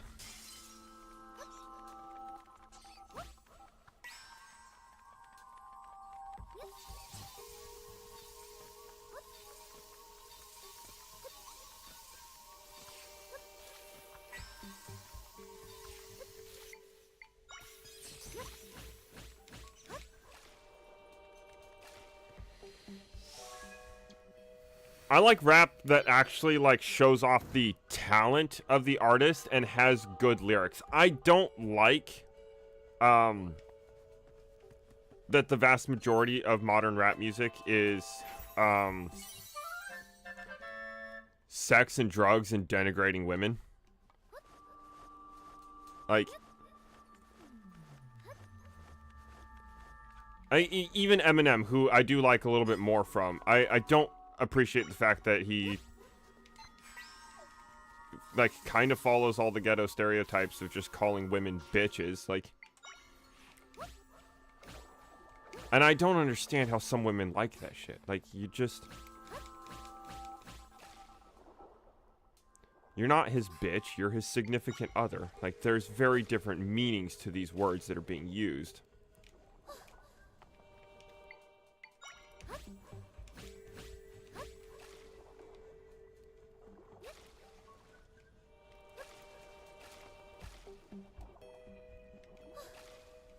Oh, fine. We'll go this way. And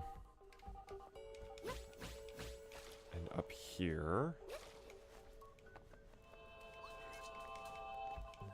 A really good example of a rapper that I actually quite like is NF.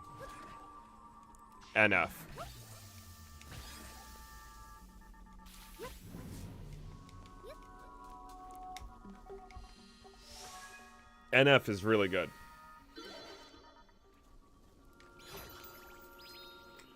But he's out here rapping about his problems and, like, addressing the things that he's upset with the world and whatnot. And, like, that's kind of what angrier music, or more emotional music is meant to be. And rap is supposed to be complex poetry, and which is kind of where it started, in a certain sense. But that's not what it is.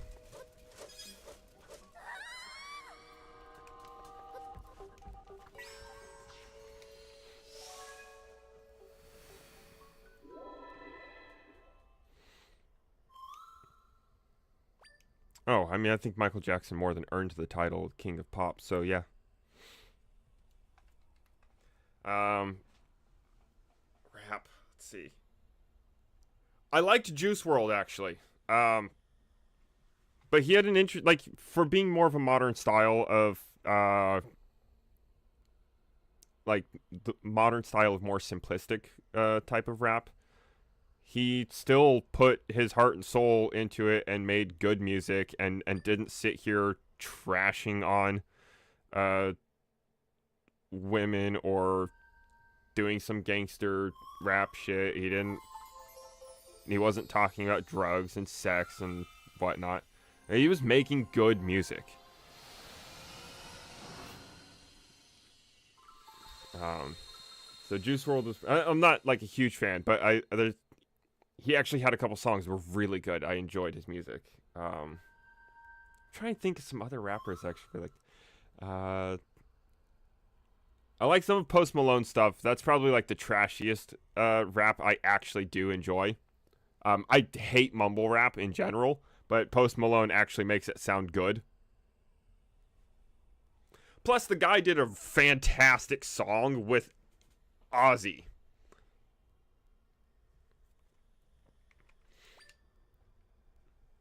You get heavy metal and rap in the same song. Good shit.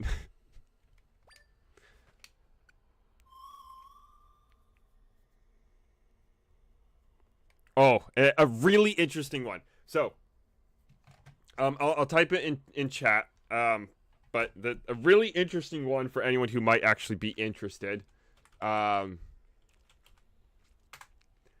Enoch, spelled like that instead of Enoch. Enoch. He's a traditionalist Catholic rapper. Just like a really interesting one. He's cool. His music's actually really good.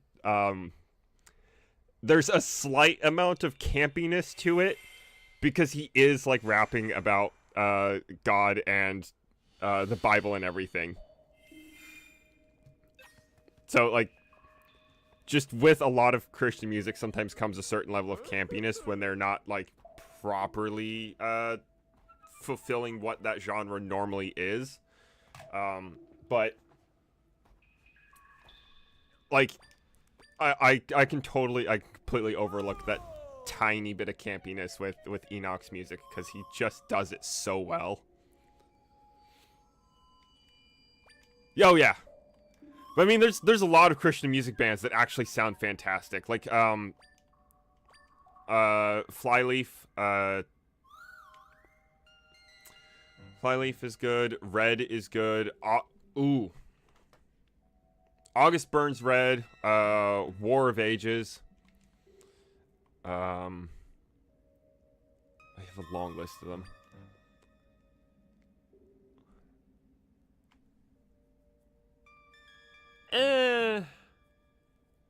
The Binding of Isaac uses Christian imagery. I don't know that I would necessarily call it a Christian game. But if you want a Christian game, the Doom series is Christian. And I'm not even kidding you. The entire dev team is Christians. They literally, like, made a game about killing demons. The main producer of the music, Mick Gordon, I think it is. He's a devout Christian. So if you're listening to the Doom soundtrack, you are listening to Christian music. Which has always been one of my favorite little fun facts about that series. Would I be opposed to Cuphead? I don't know anything about Cuphead. It never looked particularly interesting to me, though.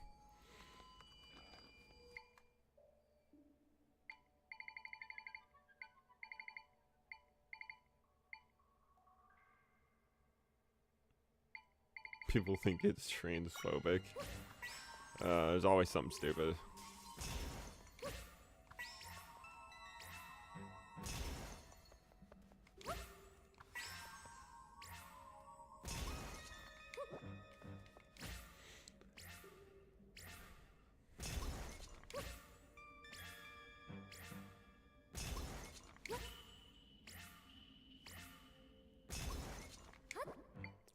I wonder if just melting them would be faster.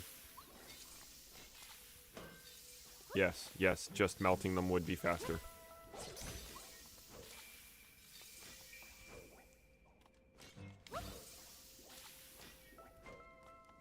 Huh. Oh, is this something I can comment on without getting myself in trouble? No, I don't think so.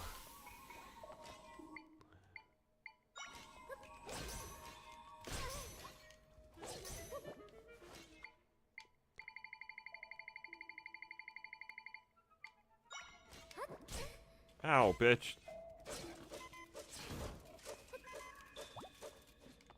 Got yourself a notion.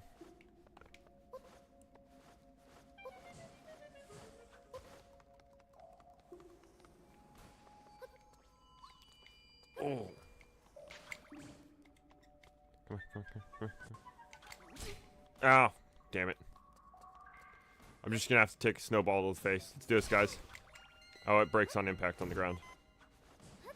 Got it. I actually really didn't like the Steven Universe movie all that much. The show was great. The movie felt completely out of place.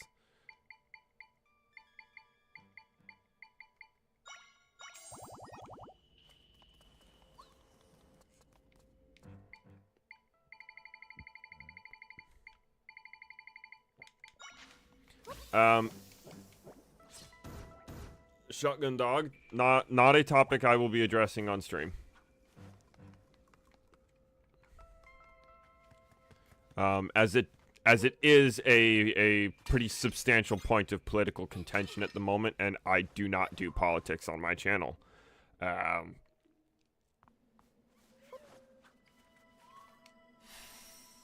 Politics has done nothing but divide people over the last couple of years, so I don't do it on the channel. No politics. No politics from me. And you don't want to share your thoughts and opinions with one another, like, fine. That's part of freedom of speech. I'm not going to stop you.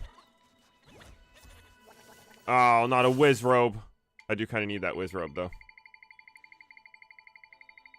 Where is my whiz robe?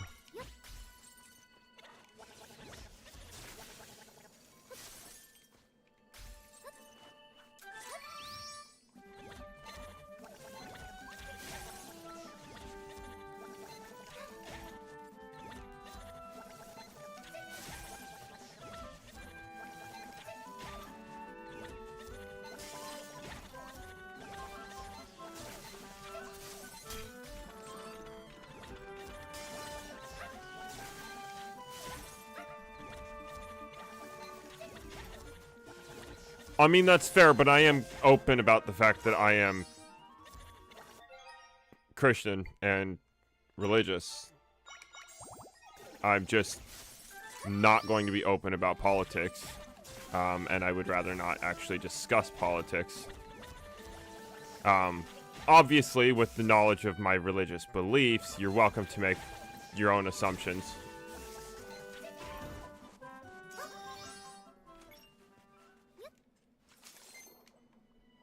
Well, that also depends on, you know, who. I'm not going to tell you what to do. But I also... Boy has a message. Oh, interesting. I don't know who Boy is, but... that's probably a useful thing for them to have.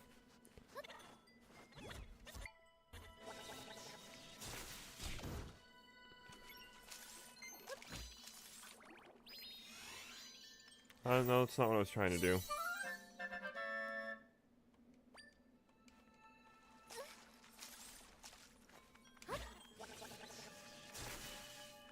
Oh, Binding of Isaac. Okay.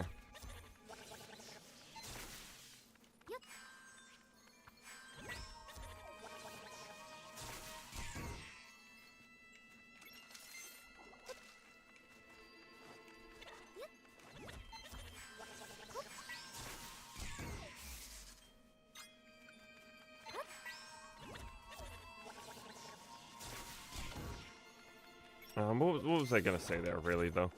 But, like... Oh, jeez. Come on, come on, come on.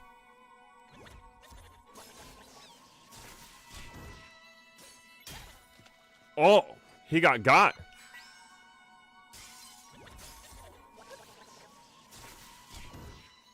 Oh, okay. Oh, right. There's something over here, right? Yes. I'm not ignoring comments. Just I got myself thinking really hard and need I need a second.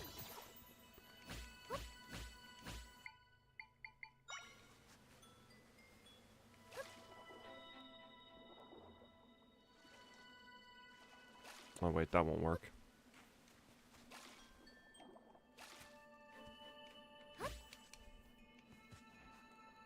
Come on. Make it. Okay. Whew. Would I play Kingdom Hearts? Maybe. I've never been hugely into Kingdom Hearts, in all honesty.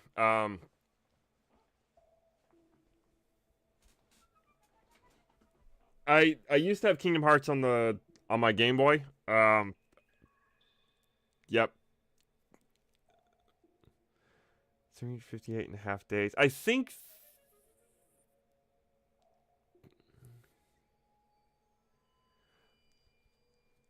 358.5 days was the Game Boy one, right?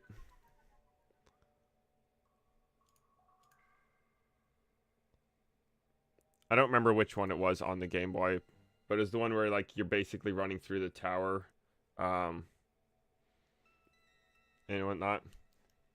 Oh, I don't know why it took me so long to actually process and formulate the thought, but what I was just gonna say about the religion thing is like my personal stance on it is only like people who've actually deeply, thoroughly studied the religion and whatnot should be the ones trying to help lead you in learning how to practice your religion. That's not me, right? And we live in a free country, or well, a lot of us do. I can't speak for everyone here, but I live in the United States of America. In the United States of America, freedom is key. Free will is, as far as the religious believe it to be, was divinely ordained. It was given to us as a right of our very being. Free will, absolute, like freedom. Obviously, comes with certain laws and whatnot. But, so, you know, I have the free will to not follow those rules. But the rules laid out in the Bible are for those who believe. Granted, the idea is that everyone preferably would be believing and therefore following those rules. But you're never going to hear me like trying to push shit down your throat, because I'm not a very good religious leader, and by any means. I suck at following and obeying the rules that I am trying to impose on myself by being religious in the first place. So I'm not going to try and get somebody else to then also do it, right? But I will correct you on that, Lava Demon. There is one true definitive answer, and it is, as if you are a Christian, it is as then you believe in Jesus Christ and you believe in his teachings, and that what he says is true, and he says, I am the way, I am the light. He is the one answer. The argument comes in what denomination you believe in, and where you fall, and who you choose to follow, and how. But there is one true definitive answer, and nothing else. But that's all I kind of want to say. Is I'm not going to be the type of person, and I'm hoping to be a proper example of some point of like, this is how a Christian is meant to actually look. Like, I'm not forcing shit on you. I'm just here. I'm just being a role model of, you know, getting my own life together and doing what I'm supposed to do. And that's the ultimate goal there of what I am looking for with it. I'm not going to, you know, push shit. We're probably hardly ever going to actually talk about religion, but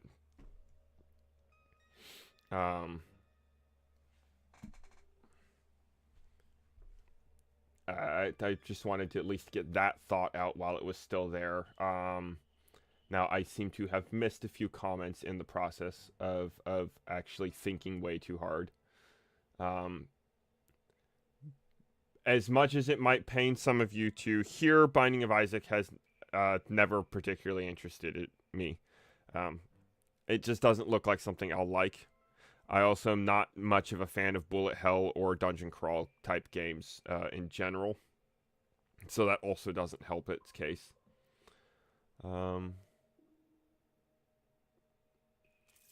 The paranormal seems to be something. I have split feelings on the paranormal. Personally, I believe most of the paranormal is not actually ghosts, although I can't prove that there aren't ghosts, and even the Bible doesn't help with trying to prove whether or not there are ghosts. But vast majority of paranormal incidences are probably demons and should be left alone, and that's how I feel about that. It's like why complaining about immigrants, European settlers for the first of the countries.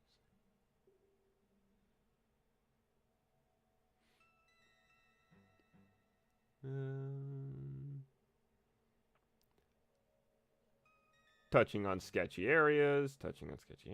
Yep.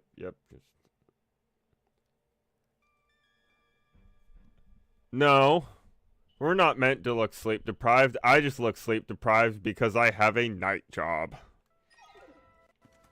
And we're clearly not doing this temple tonight. Oh, I've encountered shit. That's why I don't necessarily deny it, but I don't think it's just Casper the Friendly Ghost trying to have a good old time.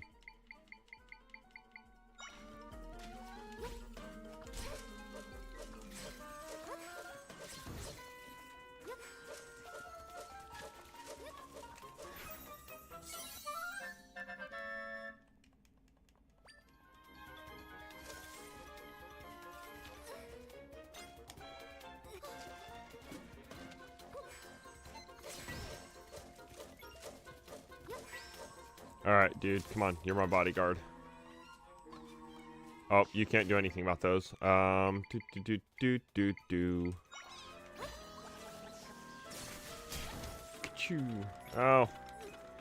come on, I need to get out of the water.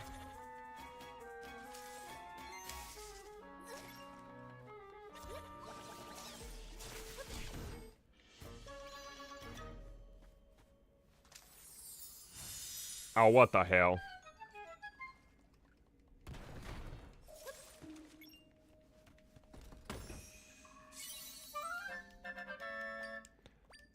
Yeah, if that's the case, you should probably seek out a priest and get the house blessed. Just saying, bro.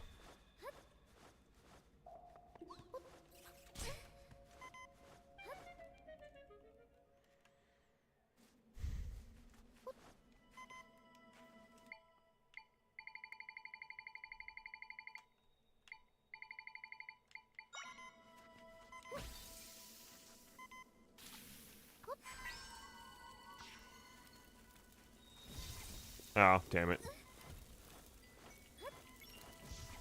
Oh, come on. Put out the fire, put out the fire. There we go.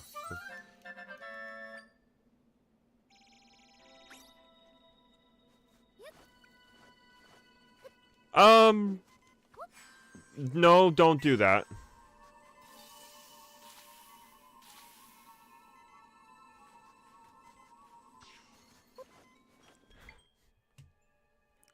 So, Kiro, what the fuck? What the fuck, sir? What the fuck? No.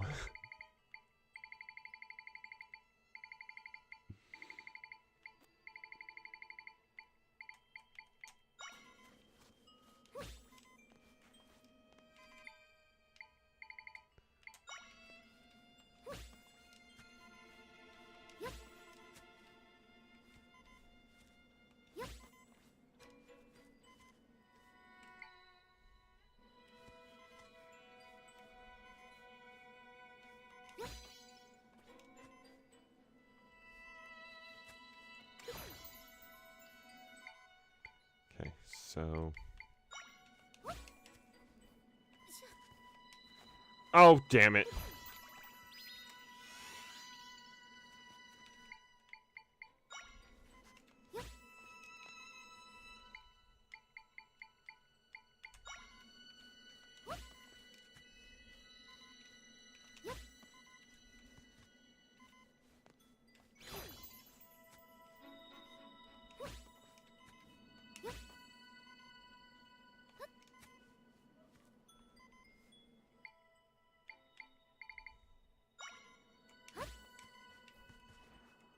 There we go. That should be tall enough to get me back over here.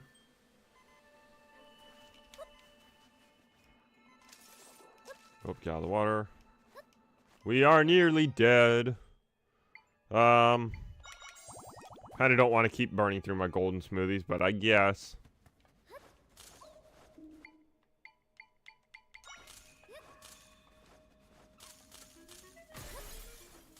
Oh, hell.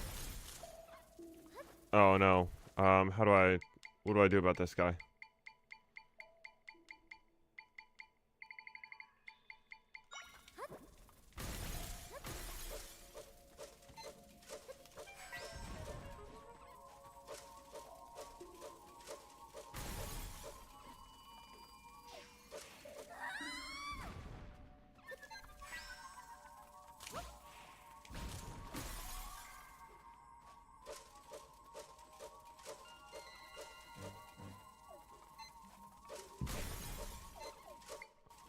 Oh, come on. How do I get him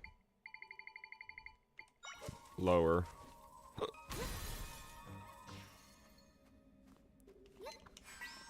Well, that certainly didn't get him lower.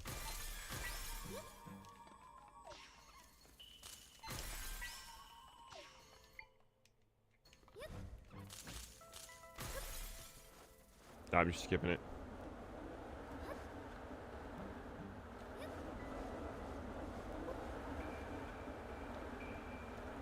Oh, damn it. Oh, damn it. You're from Michigan? You're not the only Michigander in my, that I've had on, in chat before. Oh, motherfucker, come on.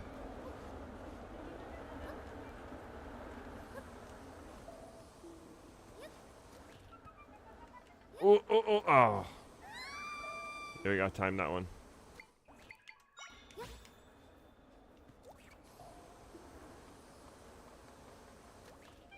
What?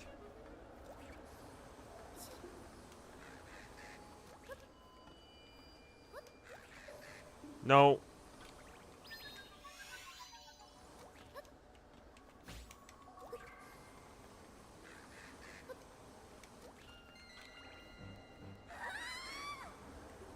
Can you block the wind?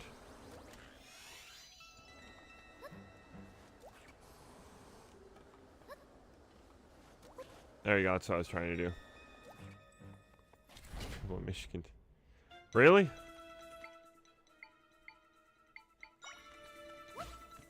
Apparently racism is not what I think of when I think of Michigan. And again, I have family in Michigan, so that's... Come on, guys. Nope, this way.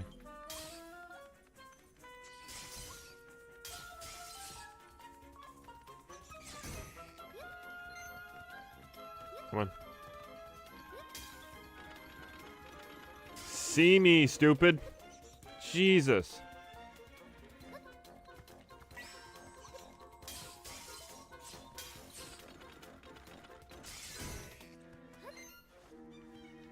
Alright, so that's not all of them.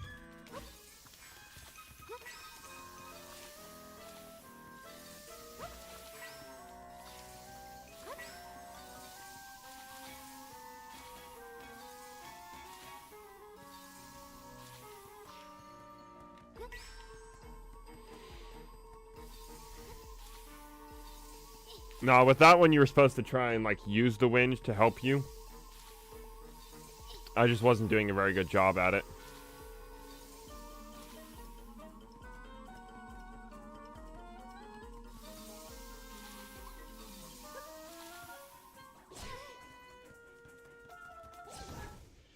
There we go. There's one tiny little Zol hiding in the corner.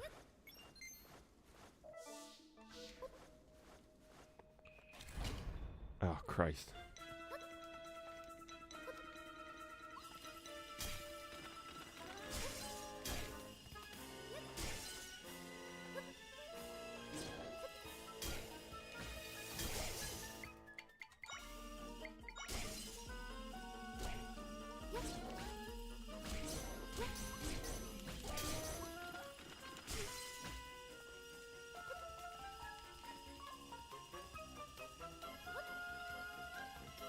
Only seasons are traffic and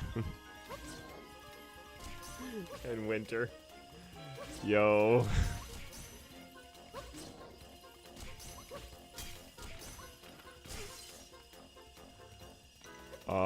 That's completely fair.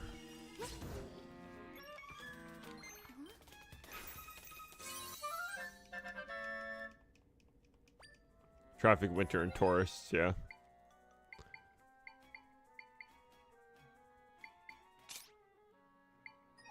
That's hilarious.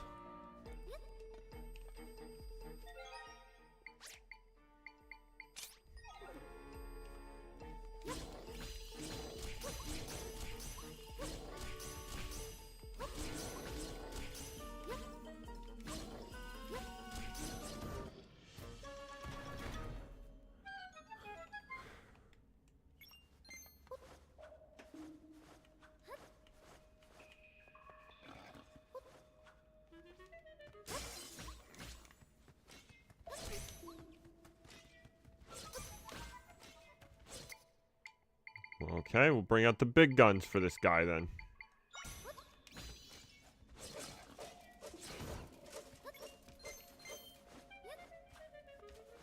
But also, I've gone through too many rooms and there was a thing off left here. So, I feel like I was going the correct direction that way and need to go this way instead.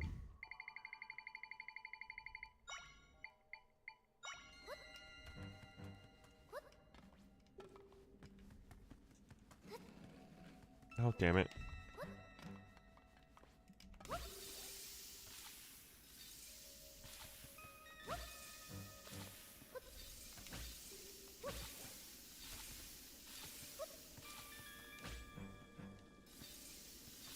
I have not played the Princess Peach game yet. As I don't actually have it.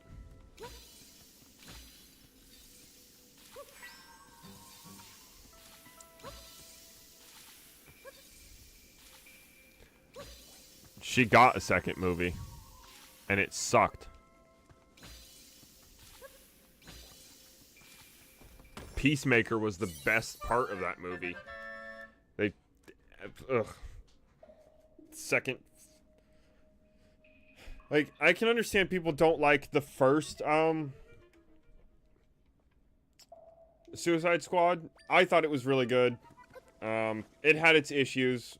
They could have written a better Joker. Because that's one thing I'll argue with people on, is like, Jared Leto didn't do a bad job. They gave him a bad script, right? Like, they didn't write him a good character, at all. They also gave us false impressions about the Joker that we would be getting in the game, or in the show. Movie, Jesus. So that all contributed to it. But, like, the first Suicide Squad was not bad. Like I said, the Joker that they did was kind of bad.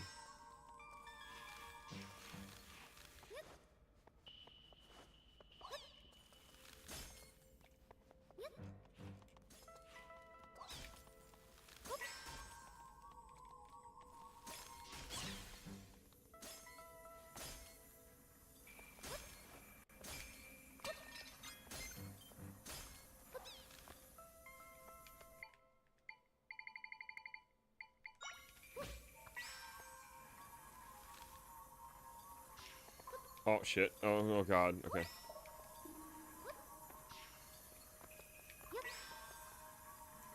Oh. Whoop.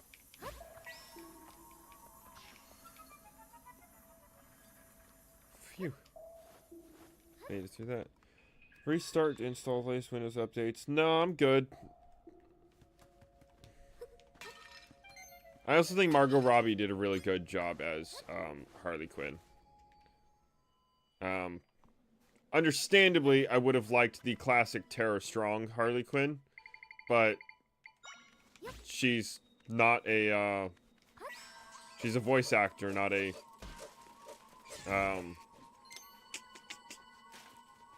not an in-person actor.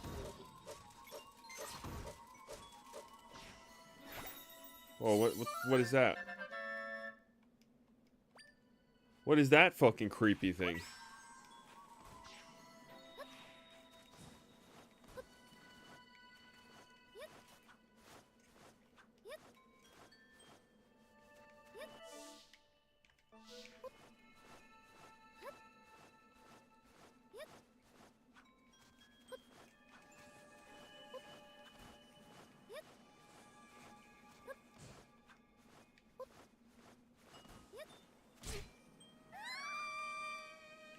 I've been had.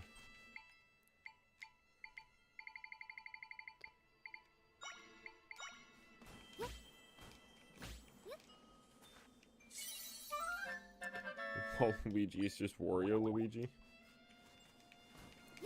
Yeah, I think that's kind of the point.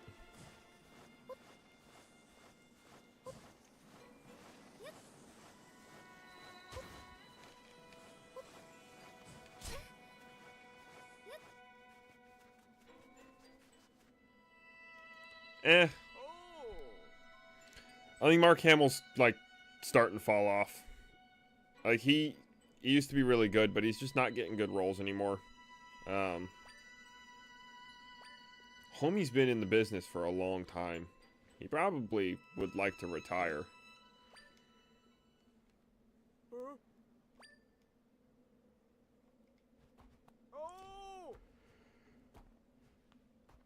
Oh, Conde. It's not him, dude.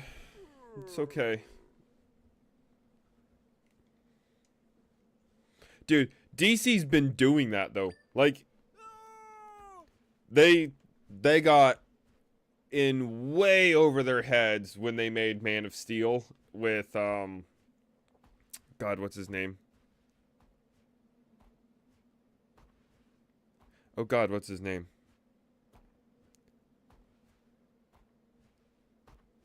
So I'm completely fucking blanking for some reason, but the actor that played Geralt in the Witcher series, and he played Superman. Henry Cavill, yeah. They got in, so DC got in way over their head when they made Man of Steel. Because they just happened upon Henry Cavill, who is now at least well known for fighting to keep shit like accurate to the source material, and they made a fantastic movie, and they thought, hell, we can do this. We're going to start competing with Marvel. DC doesn't have the resources or capability to compete with Marvel in the movie scene like that, and they never have.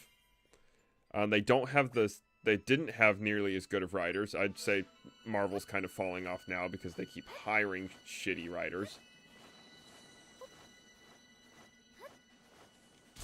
Fuck. Ow.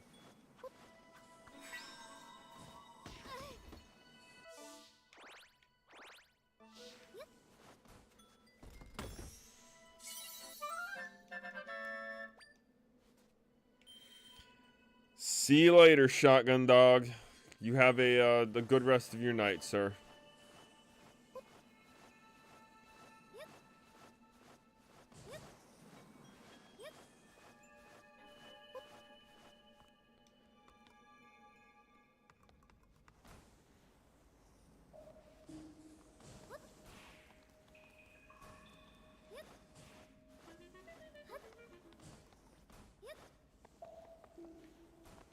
Oh. Damn it.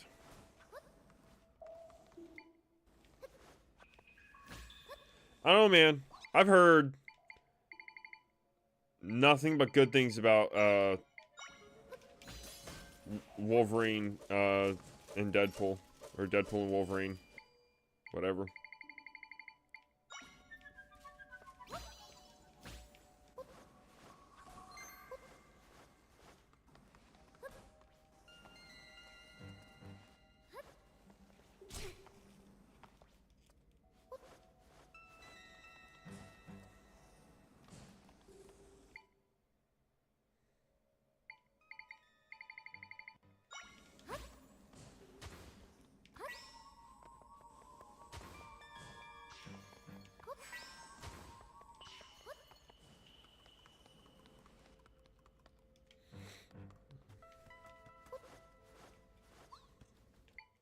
Oh, these guys.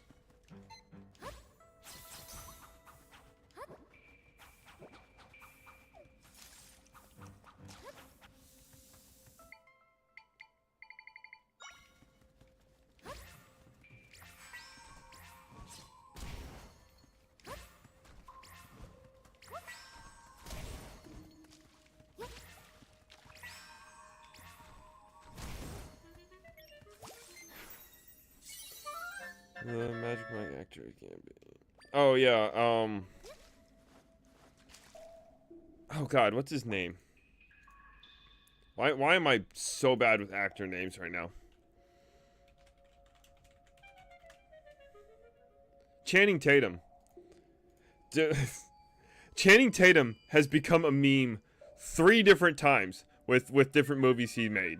Like, he'll be in a movie, he'll have some weird accent in that movie, and he'll say a line in that movie with his accent, and that line becomes a fucking meme. Channing Tatum's, Gambit with, oh, I'm about to make a name for myself, is a fucking meme now.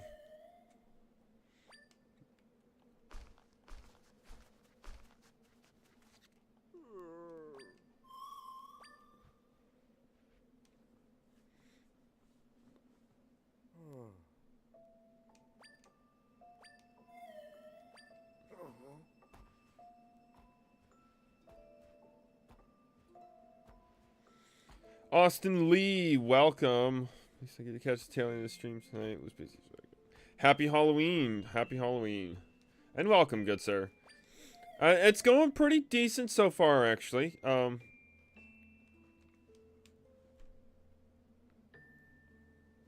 What? No way. I haven't actually seen Thor Love and Thunder. Honestly, I didn't hear much good about it, so I was... Thunder...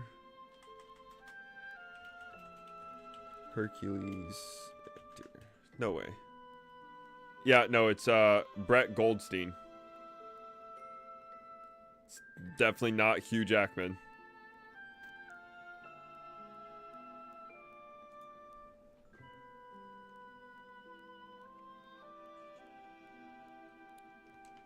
And, oh, okay.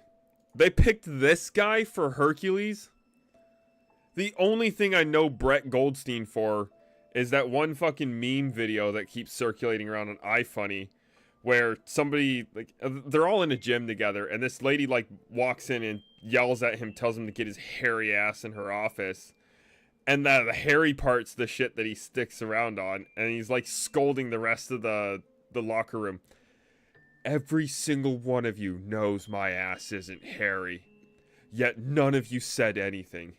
I will never forgive you. Like, that's the one thing I fucking know that guy from.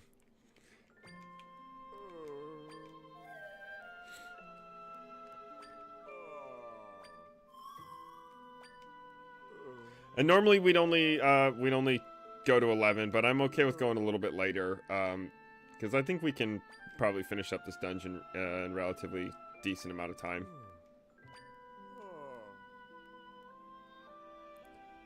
Goldstein. I absolutely will not watch Wakanda Forever. The first Black Panther sucked. I have no interest in watching the second one.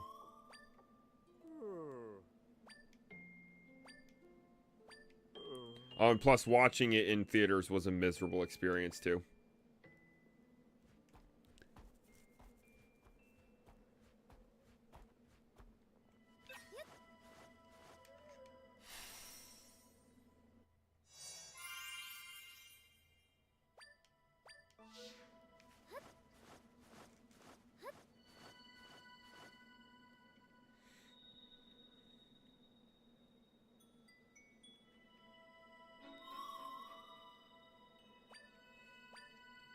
They ruin a lot of things by making it live action. I've heard fantastic things about the One Piece adaptation, actually. That they were pretty faithful with it. They just had to really shorten some things so they could get through the entire story arc in 8 episodes. So that's probably where, like, the actual quote-unquote ruining happens. But at least they didn't give it the Avatar The Last Airbender treatment, which happened twice, by the way.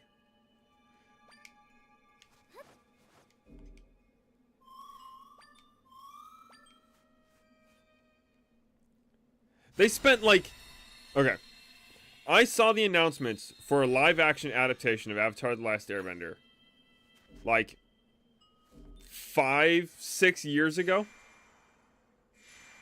It took them 6 years to give us garbage. Truly incredible.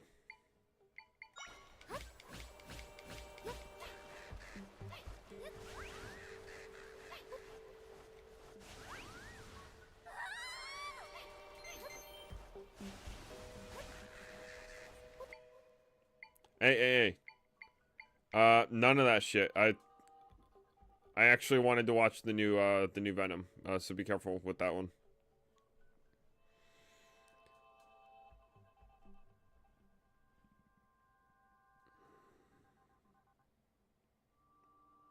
I will actively disagree with you that the Tom Holland Spider-Man sucked. I think he did a phenomenal job with the role he had. Start spinning, bro.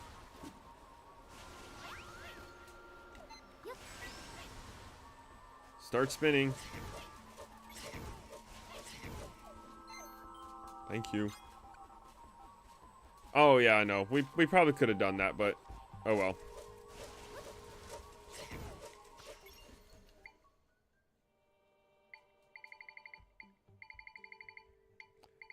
Now, the live-action Avatar: The Last Airbender movie was the entire first season.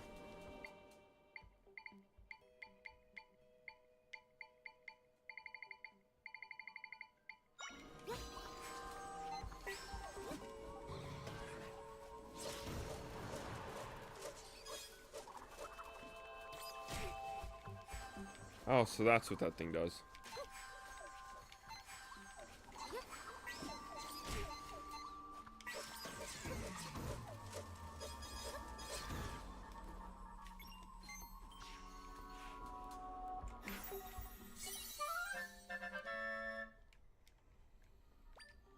Tobey Maguire did a fantastic job with that role, and he'll probably always be, like, everyone's favorite. And obviously for good reason. Like, it's kind of hard to beat. He is honestly, like, the best of the best.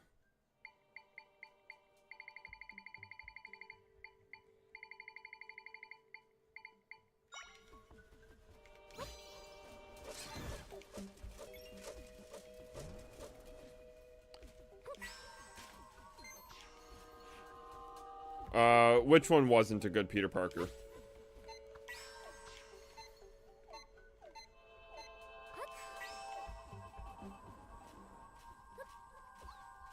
Oh, Andrew Garfield. Like, look, all three of them did a fantastic job with the roles they were given.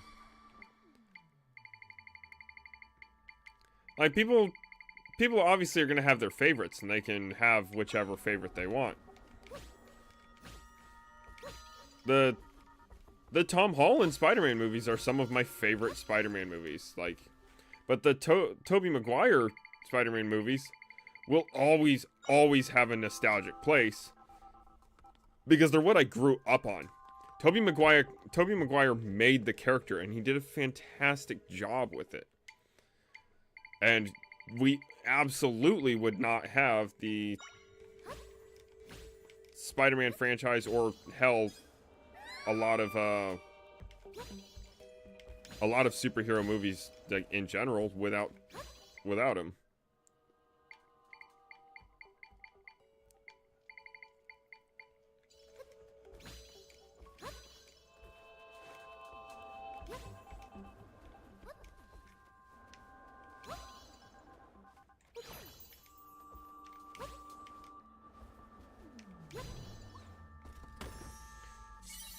But to say that the others sucked because they're not like his, is a bit unfair.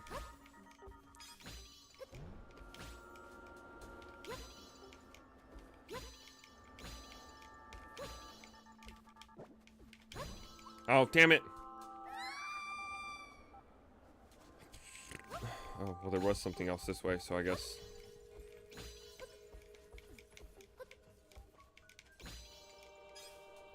Fucking damn it.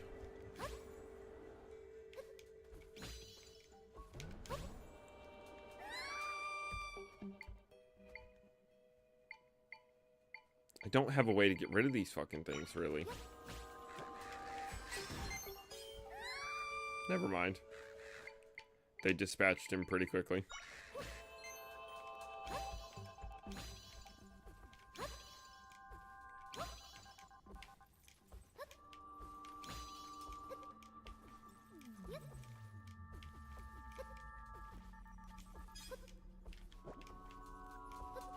What the fuck? I can't get up that?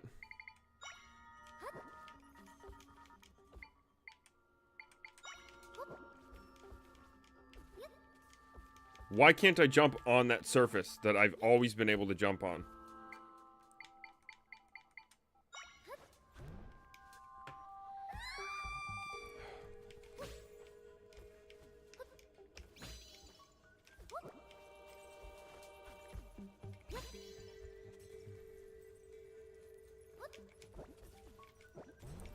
Oh yeah, DC does a wonderful... Well, they need to stick to what they're good at. And they're good at writing and producing these animated series.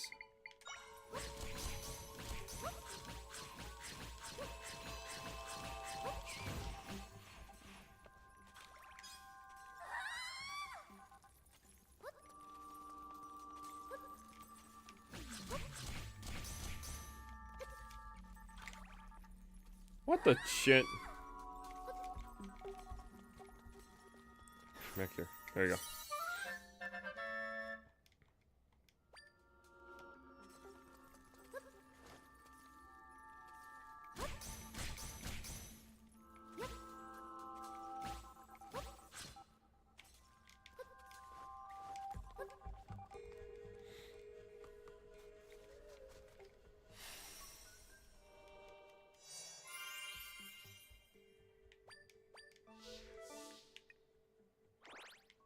There's a little bit of undiscovered there that I should probably go check out at some point.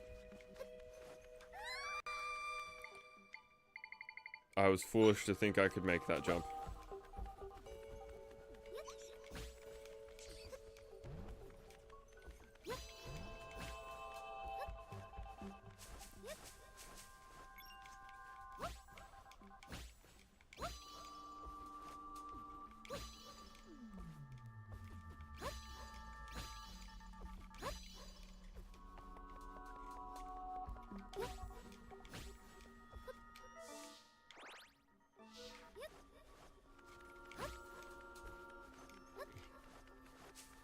Let's see what's over here for me. Oh, damn it.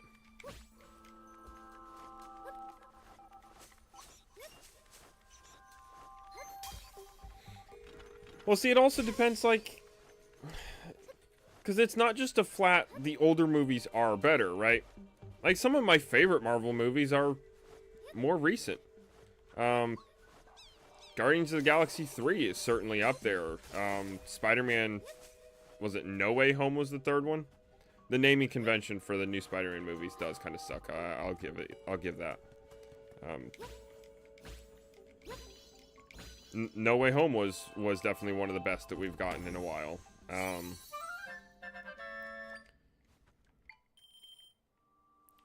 Let's see, Iron Man. Iron Man 3 was really good. I kind of like the thirds in a lot of things, as I'm realizing right now, because even Thor Ragnarok was my favorite of the Thor movies. And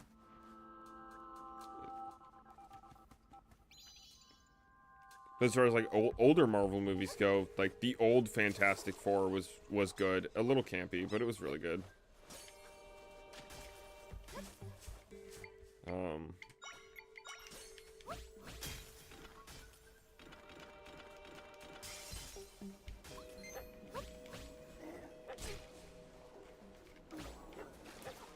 Oh, for fuck's sake.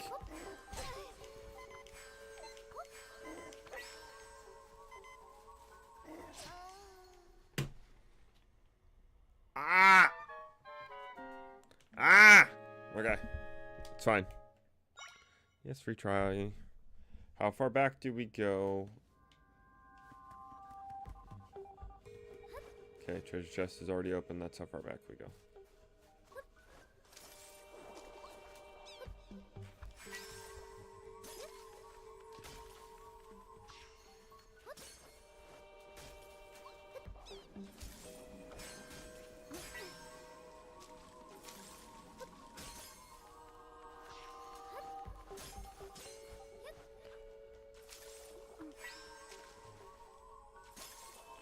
Honestly, kind of love that just dropping things off a ledge is a valid solution to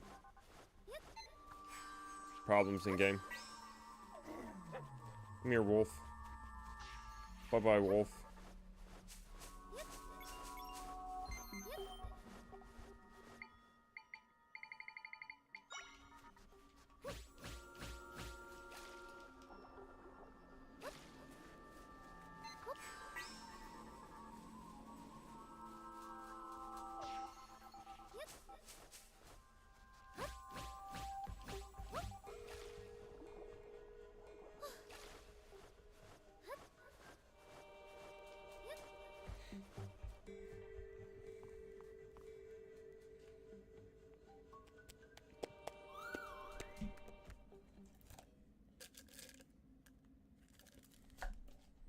I'm having another piece of candy. We are, like, literally about to enter the dungeon, though, so I might see how far we can go.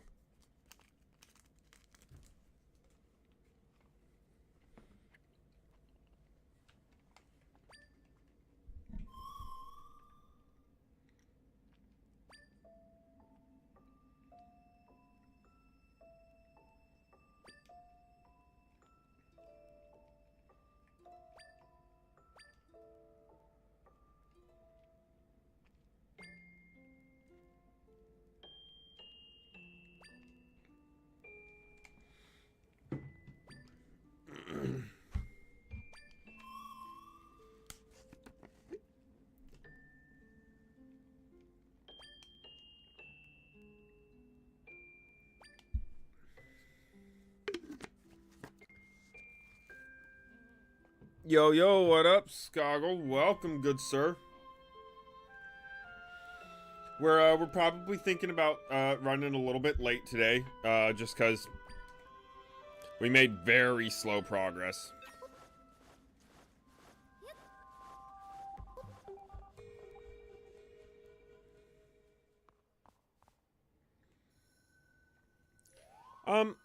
I at least hope that we'll continue getting games, like, on par with quality. I don't think, you know, Nintendo's really tuned down the quality of our Zelda games that we're getting, right? Like, we still have quality games coming at us. As far as more on the spooky side or dark side, I think it's possible, right? Because we got Twilight Princess, which was also kind of on the creepy side. A very, very dark, more somber tone to the game.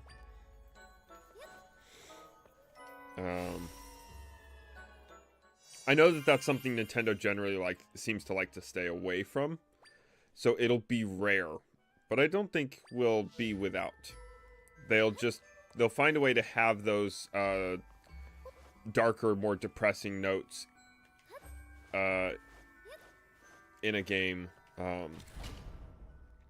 Damn, I'm trapped in here. They'll find a way to put those darker, more depressing notes into their games in other ways.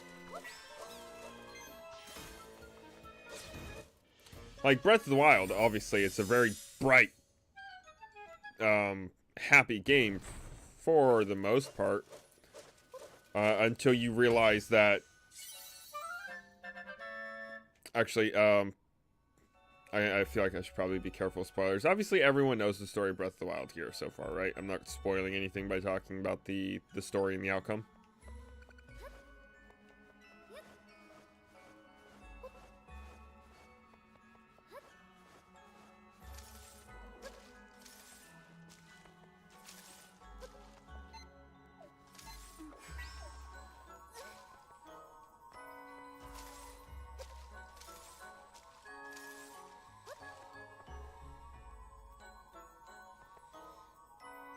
I have played the Luigi's Mansion games.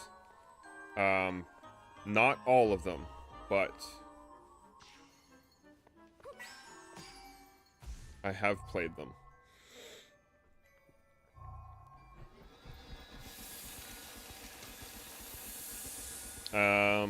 Actually, I have played all of them. I just haven't beaten the third one yet.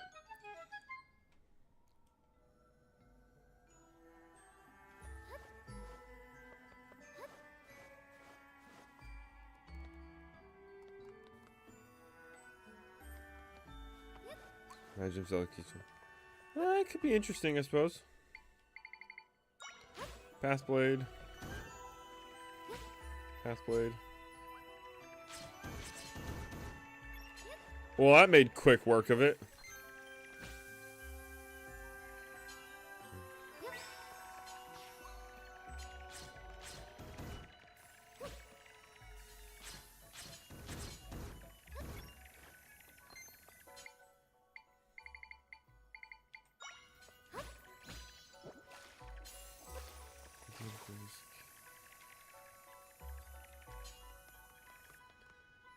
What?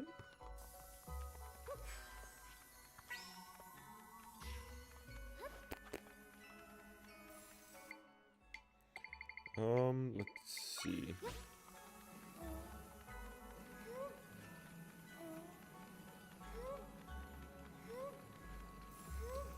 You know, that might be a little bit bad.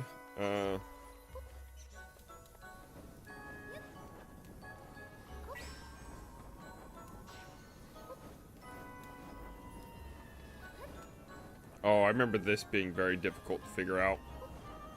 Well, let's see if I got it.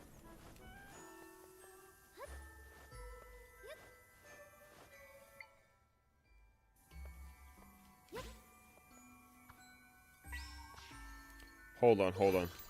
Let me not be an idiot about this one this time.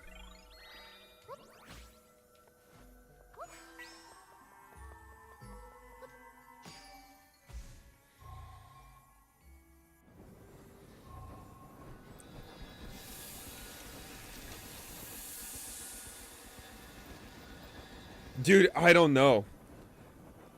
I don't get it. I genuinely have no idea what happened. I get some of them, like, hey, would I be willing to play this, that, or the other? Like, oh no. Like, there are actually some things, yes, I would be willing to play.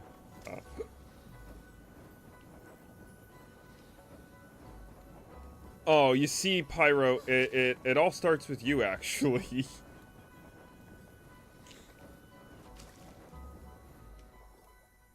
Of course he does.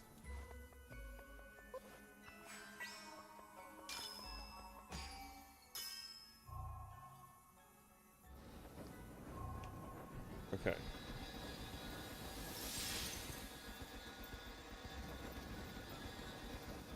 Oh, I'm an idiot. I see it now. There's a key at the bottom of the water there. I was like, why was I supposed to melt the room? Because I remember you're supposed to melt the room. And then you freeze the room. Yeah, you are the creation of that particular meme. I believe it started with you. No, it might have started with... Okay. It might have started with Shotgun, but both of you do it. You'll, like, just show up in chat like, hey, you should play this game. You should play this game. Uh-oh. Should I feel honored or offended? It's up to you, bro. As with anything, like, you know, there is obviously going to be a certain limit. Like, don't go too wild with it.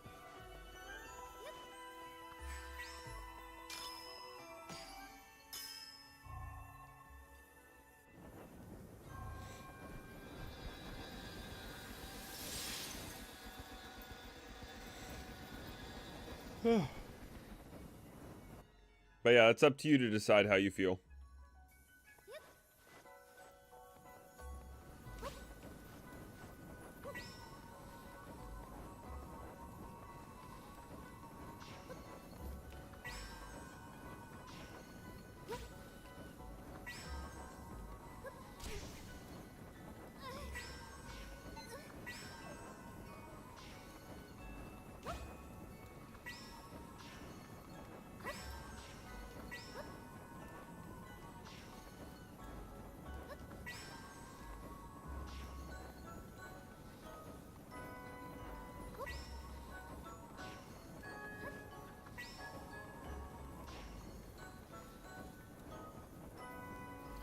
Yeah. Yeah, Skoggle. We had an individual banned to the banished to the Shadow Realm, as Pyro would like to put it.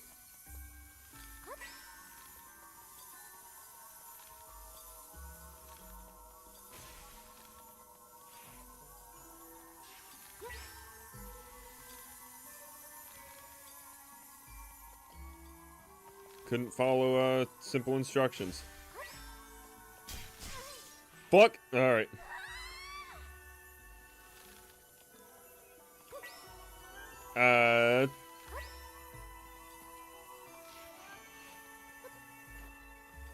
So, chat... So, it started with chat spam.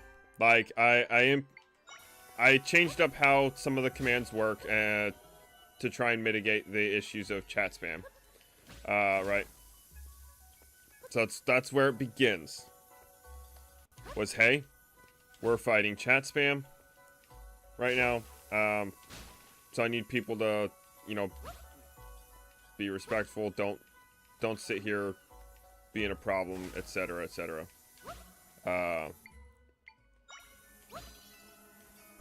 To which he was promptly a problem. Oh, I didn't quite realize I could make that. So I gave him, use the flying, oh, duh. Let's hope it doesn't launch me the wrong direction.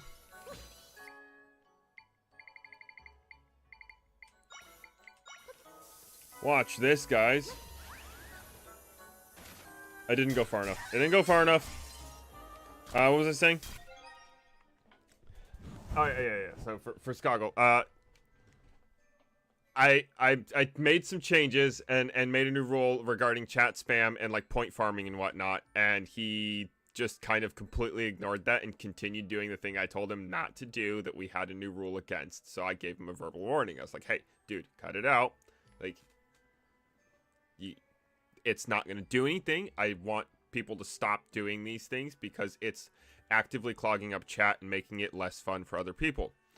To which he then continued doing it, completely ignoring the verbal warning. So I gave him, I put him in timeout. He got really upset about the timeout, told me that I should just get rid of the point system then. And then he started telling everyone to not use their points and to not buy, to not spend points on the point system. And I told him to cut it out. And he didn't. And other people in chat started telling him to shut up. And I was like, dude, you need to stop. And I gave him a final warning. I was like, you have one more time to make a comment like that, and you will be banned. And then he turns around and makes a comment and starts commenting like removing the negative from it. Like, he made the negative version of the comment of, instead of telling people not to spend their points, he started telling people to spend their points, what commands to use, and how they work. And I was like, alright, dude, I told you to fucking cut it out, and you can't get the fucking point. Bye. You're done.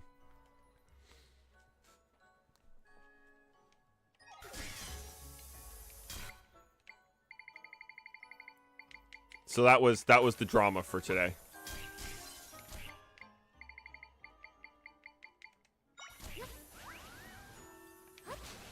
Oh. Yeah, dude. Oh my god.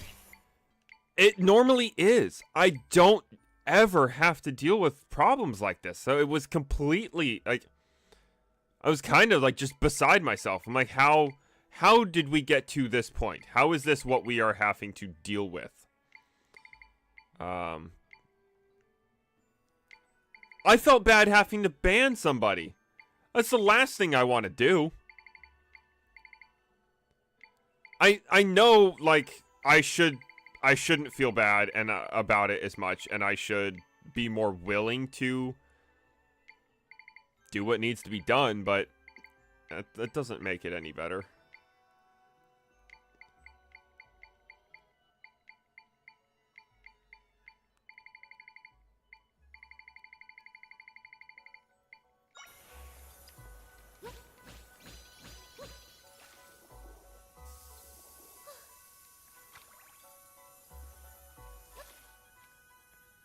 Whoops.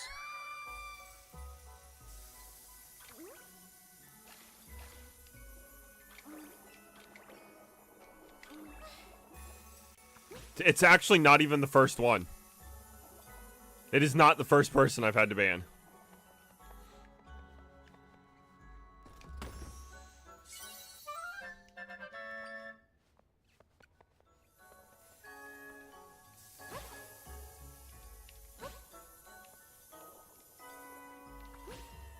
No fucking way. Hold on, hold on. The water just sticks to the walls.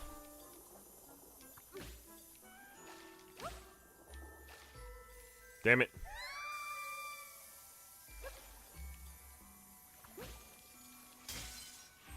Okay, but if you let it freeze...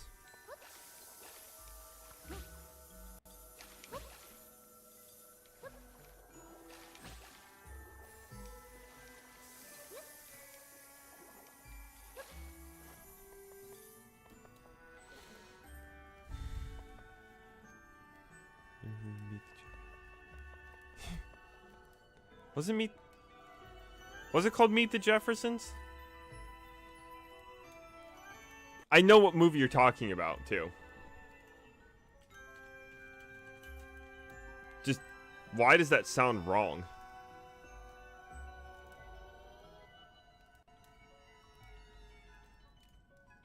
Let's not Meet the Jeffersons.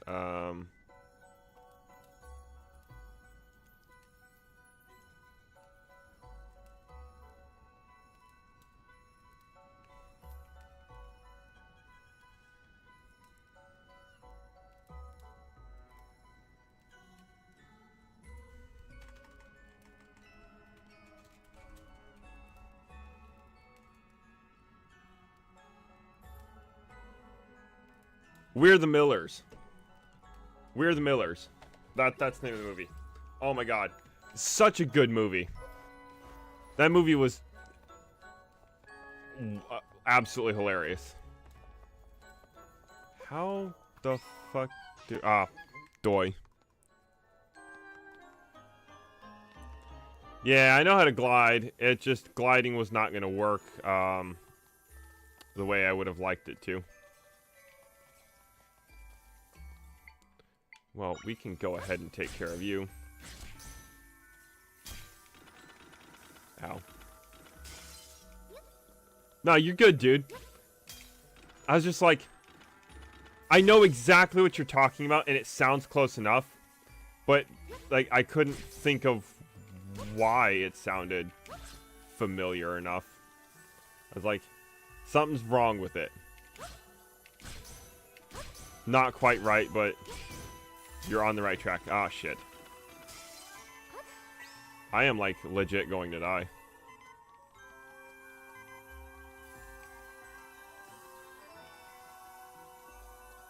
Is that one going to stop? No, that one doesn't seem like it's going to stop anytime soon.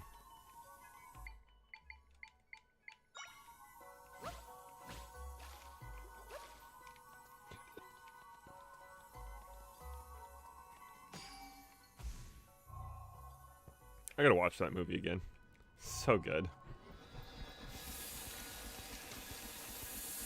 For those who haven't seen it, it's about this guy like that gets hired to do a drug run, right?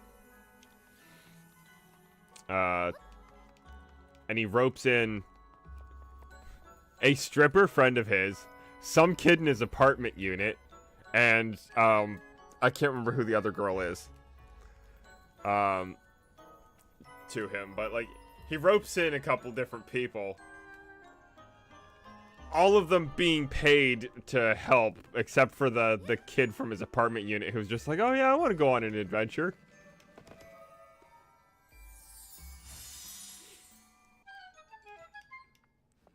It's just one by one. He's like, all right, fine, like you can join, like. But they have a run-in with the FBI, and it instead ends up turning into him trying to, or going into, what is it, they're pretending to be a family called the Millers as part of their cover. And that's about all I'll give without giving too much spoilers.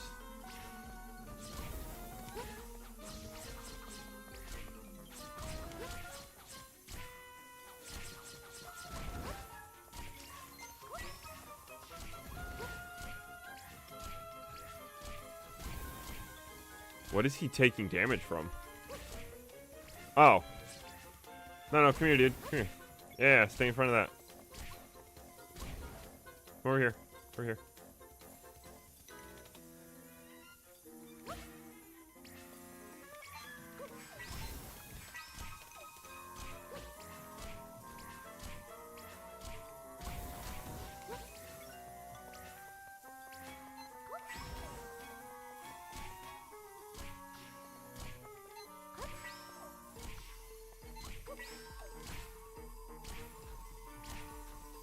Yeah, have you seen it, Zokiro? You're calling it a night? All right. Have a good night, Pyro. Enjoy the rest of your night. Isn't it fantastic? Fucking hilarious movie.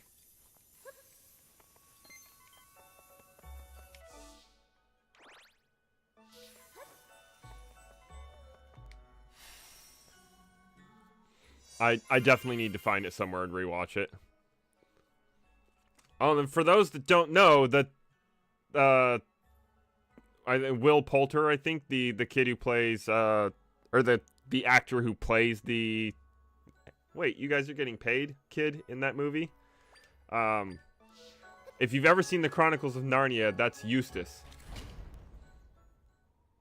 The douchey cousin from the Chronicles of Narnia movies.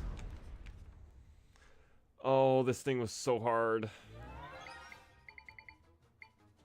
I highly recommend Skoggle. You might like it. I was gonna say you'd probably like it, but I can't be sure.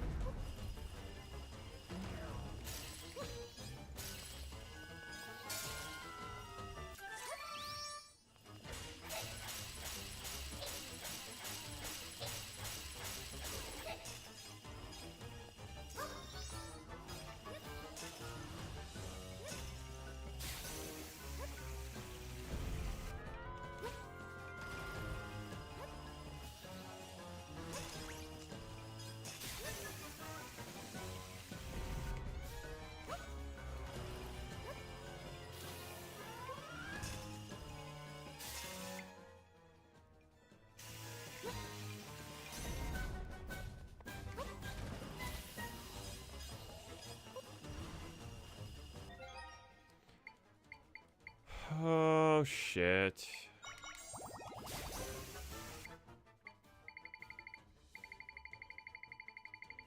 They're not doing enough ice damage fast enough. Wizrobe. Oh! Wizrobe clutch. Wizrobe clutch.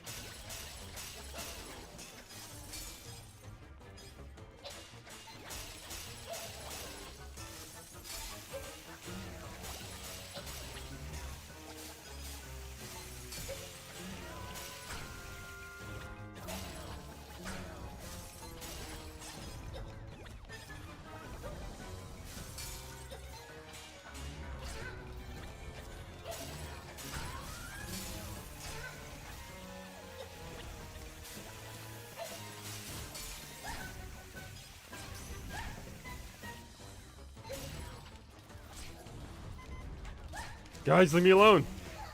Ah, oh, damn it.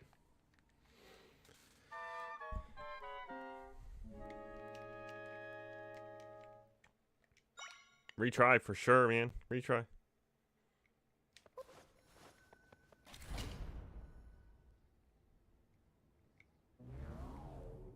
Oh yeah, so Wizrobe. Wizrobe good.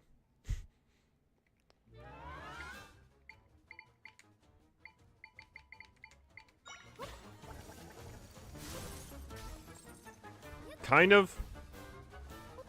But more like a really warm choo-choo jelly.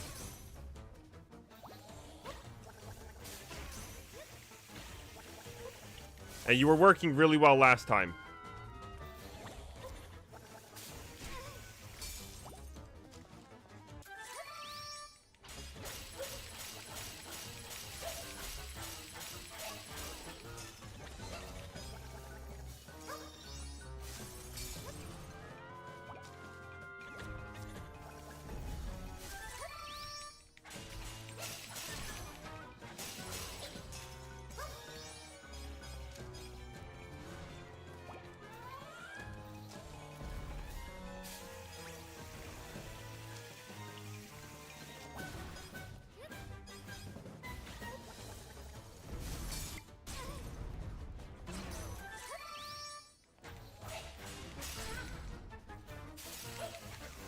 Oh, damn it, come on.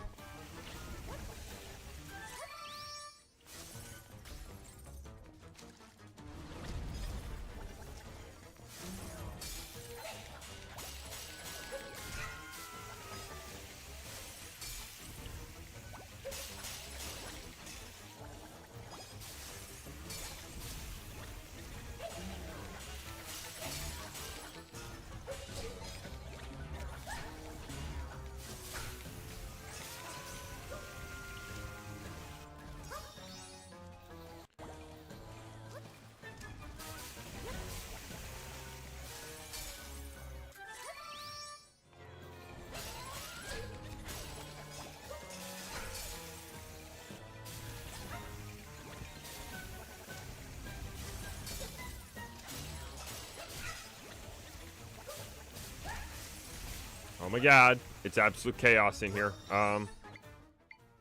So time to switch to a different enemy, I think. See, where is it at? Where is it at? Where is it at? Cool, not there.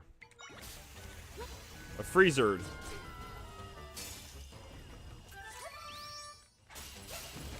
Might be too slow, but we'll find out. Oh my god, guys. Whoops. Yes, start software.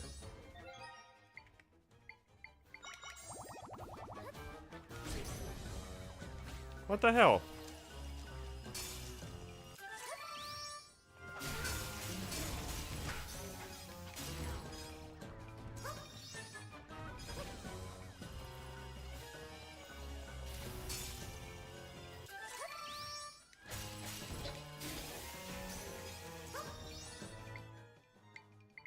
I think Wizrobe was still working better.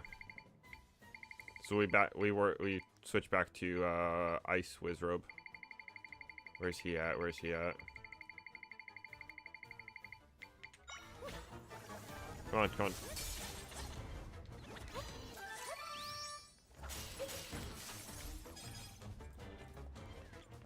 Come on, man, get the last guy. Get the last guy.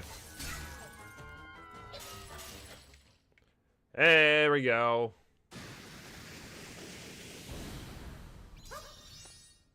Told you, that thing is, like, weirdly difficult.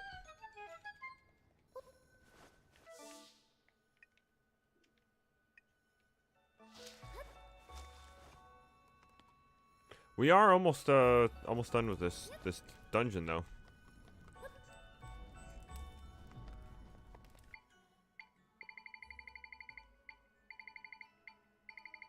Where is...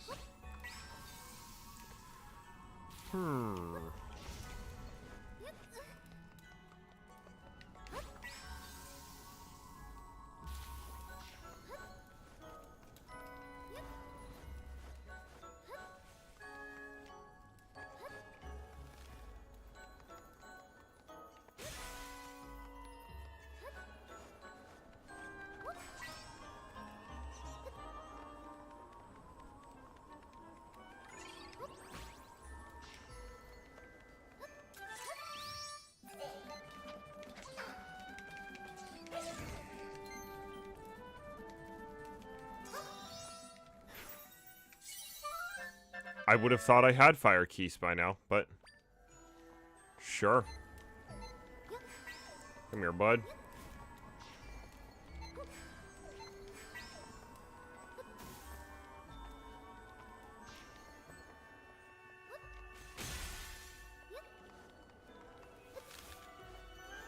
Well, that doesn't look very safe.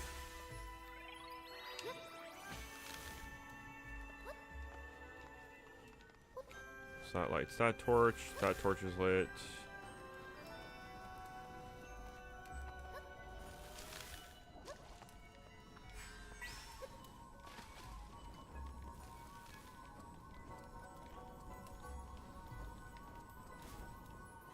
There we go.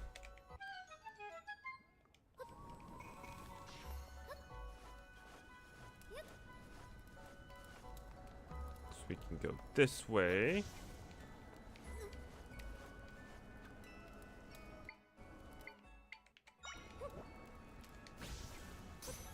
Drink some water. You got it. Welcome, barbecue.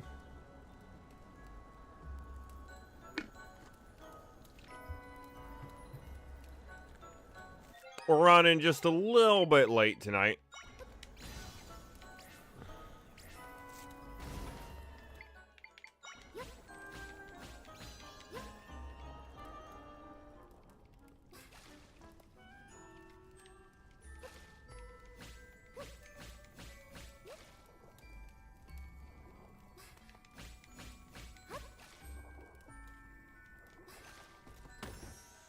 Oh, that's right. I figured there was something up here. Especially because I can also see on the map that there is a treasure chest somewhere in the room. It's been a great stream. Yeah, we've made very little progress, but we are getting there. I see, that's right. So I have to melt this room and then refreeze this room.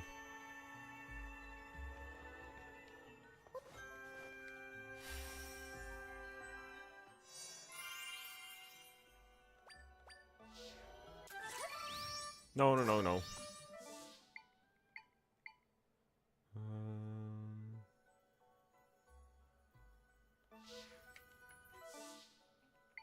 See.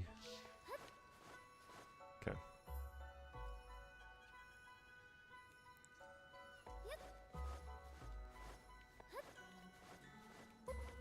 It's been great, yes, but it's definitely been a little rough. But that's okay. It happens.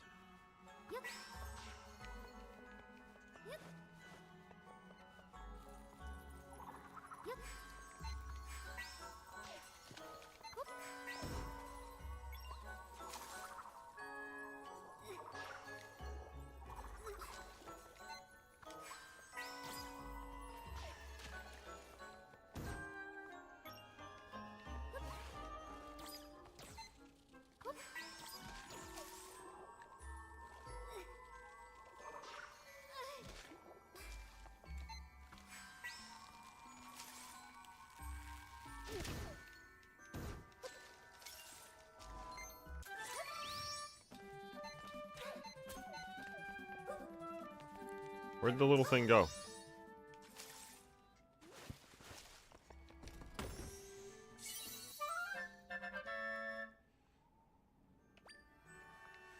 Yeah. Wintertime causes problems for that? I didn't think about that. I guess it makes a bit of sense.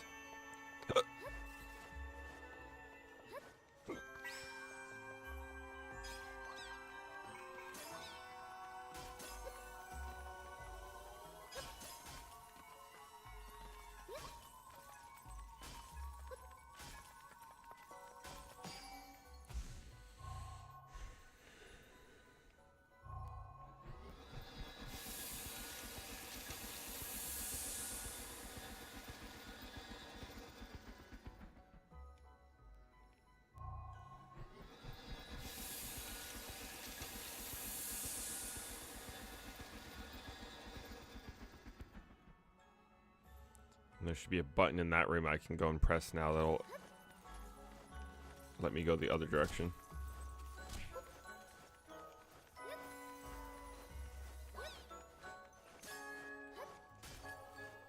No, it's okay, guys. Leave me alone.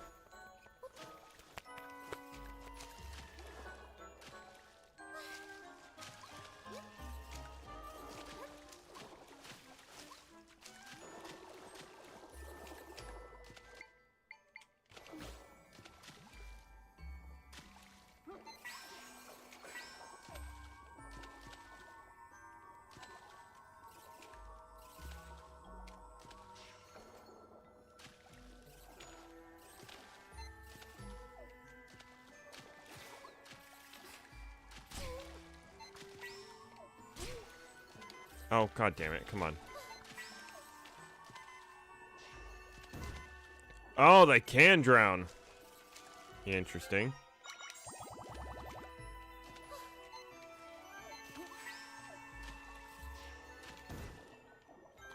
This has got to be like the worst, most inhumane way of dealing with these things.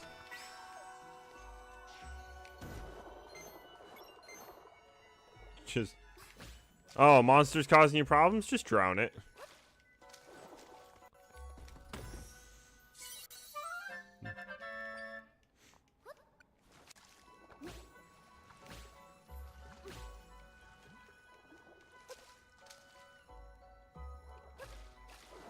Hey, I will say, like, I have noticed an immediate effect after dealing with Max Park. We spiked from 2 viewers to 5 viewers and have pretty consistently held 5 viewers since I banned him. As much as I, again, didn't want to have to do that. And this is exactly what that guy I was talking about, Thor, was talking about. Is... You think the detractors, like, because they're comments, they're making comments and whatnot, like, that is helpful technically for the algorithm, yes, but you have to also be smart to pick what kind of comments and shit you're allowed to continue, you allow yourself to continue dealing with. And that's what he was saying, is like, not all comments are good comments. If somebody is actively being a problem, then it's actually going to have the opposite effect, basically. And that's what he was saying, is like... Let me get rid of that. By getting rid of the person that is causing the problem, you actually make room for substantially more subscribers and viewers. And it's tiny numbers because we're a tiny channel, but... 2 to 5, that's viewership doubled when we got rid of somebody who was causing a problem. So I'm glad to see that the advice given works well, because that's the last thing I want to have to deal with is, you know, it was all for naught or some bullshit, you know. Where are you, Mr. Armos? There you go. You walk towards that button.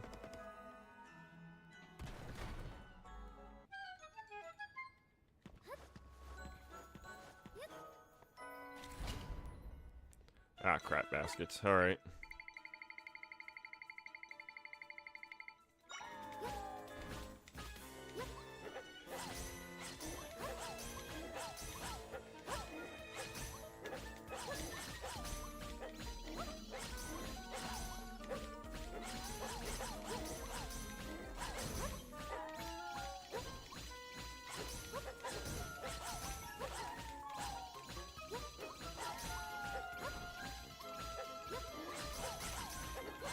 Just, dude. The sea urchin is goated.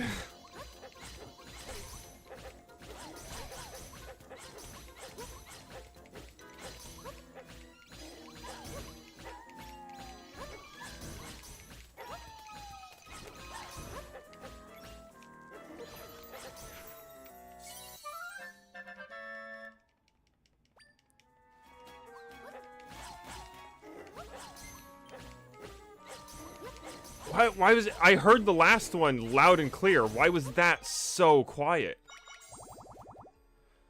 But you got it, sir. We drink some water.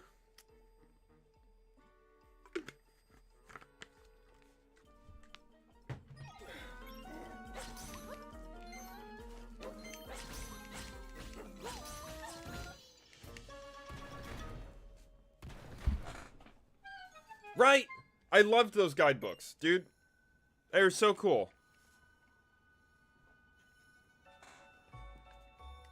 Though, I do actually really like the way the Zeldapedia team makes their walkthroughs.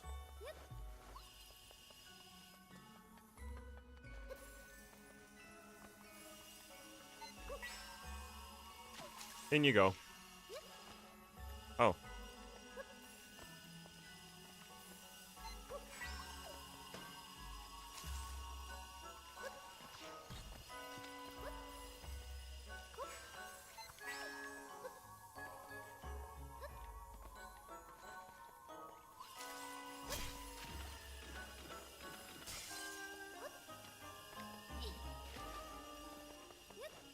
Do I got anyone else I gotta try and convince into walking off?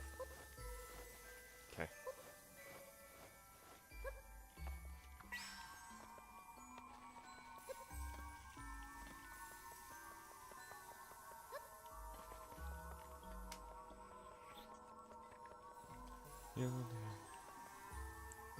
But, yeah, I do kind of miss going to the library and trying to see if I can find the Prima guide for my particular game.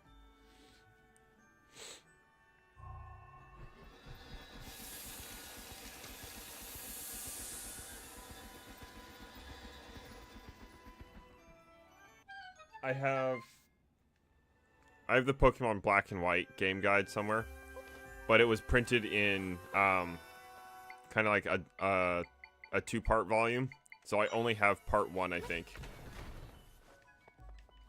Which does kind of suck a little, but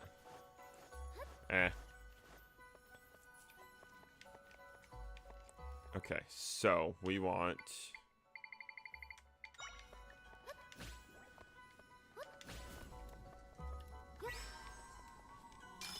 swing. Alright. So we want to melt that room. I want sound. I like sound. There we go. So we want to melt that room and then refreeze it.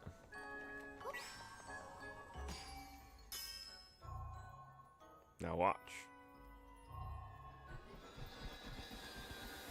No more icicles blocking the path. See?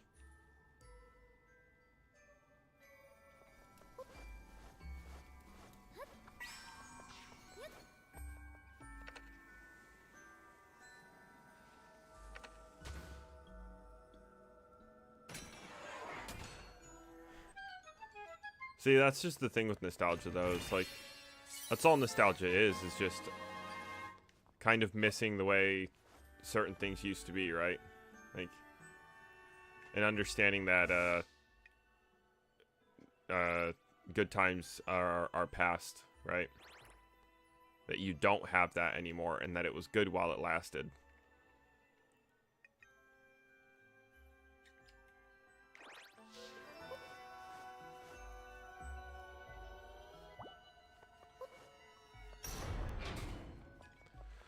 Alright guys, we might actually be doing it. We might actually get this accomplished.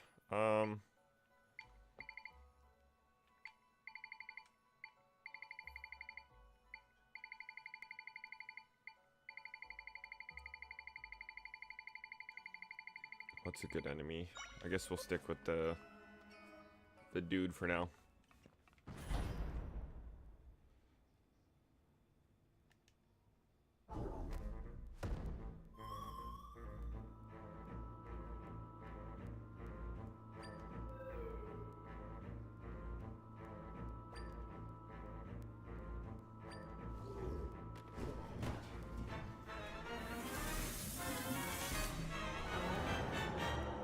Scorchill.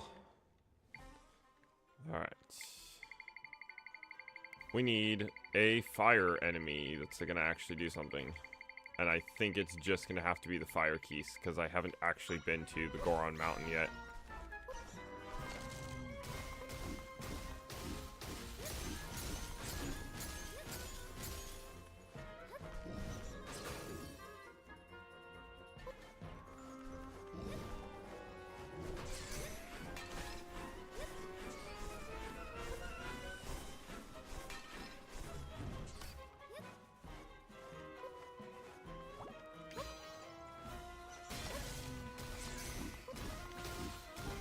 Come on, man.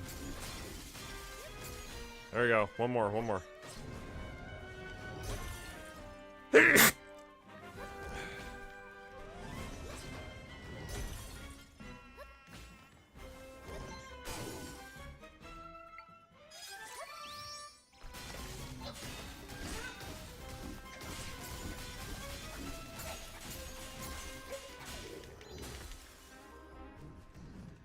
Come on. Come on.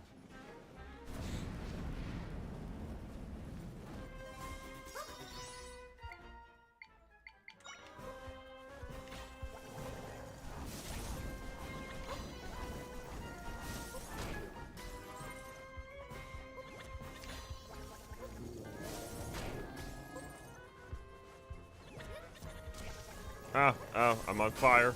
There we go.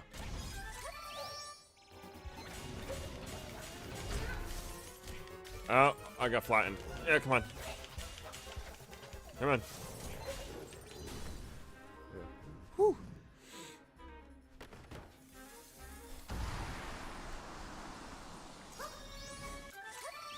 No, I didn't got the button pressed. Alright. Sorry. Being a little,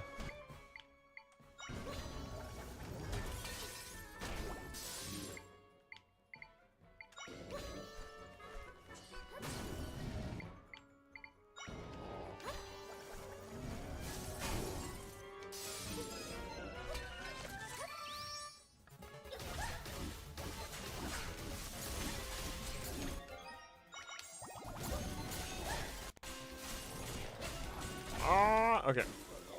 There you go, there you go. Bulb, I don't know if you should be here. You didn't want spoilers.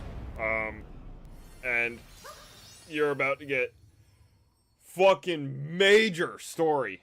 Like, this is your warning. Story's about to fucking go nuts. Yeah. See you in a few, Bulb. I'm gonna finish up this cutscene and then end off for the night.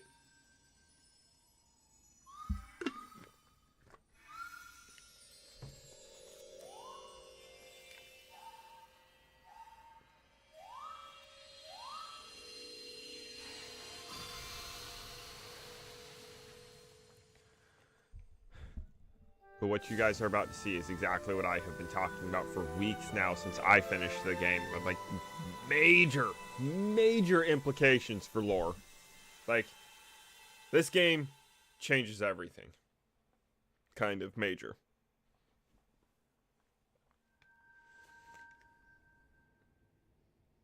But like, changes everything without affecting the canonicity of prior games, right? Like, complicated circumstances, in essence. Everything's cheaper, and one more level increase is going to get me, I think, another triangle. So he should be level 10 by the time I finish the Gorons. Because it's literally just going to take one more, like, small rift to actually get him to level 9.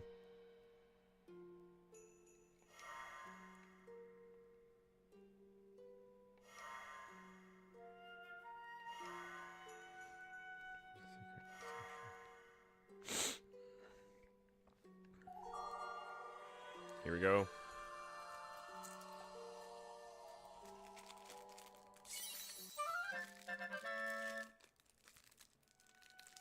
Nayru's about to blow our minds, dude.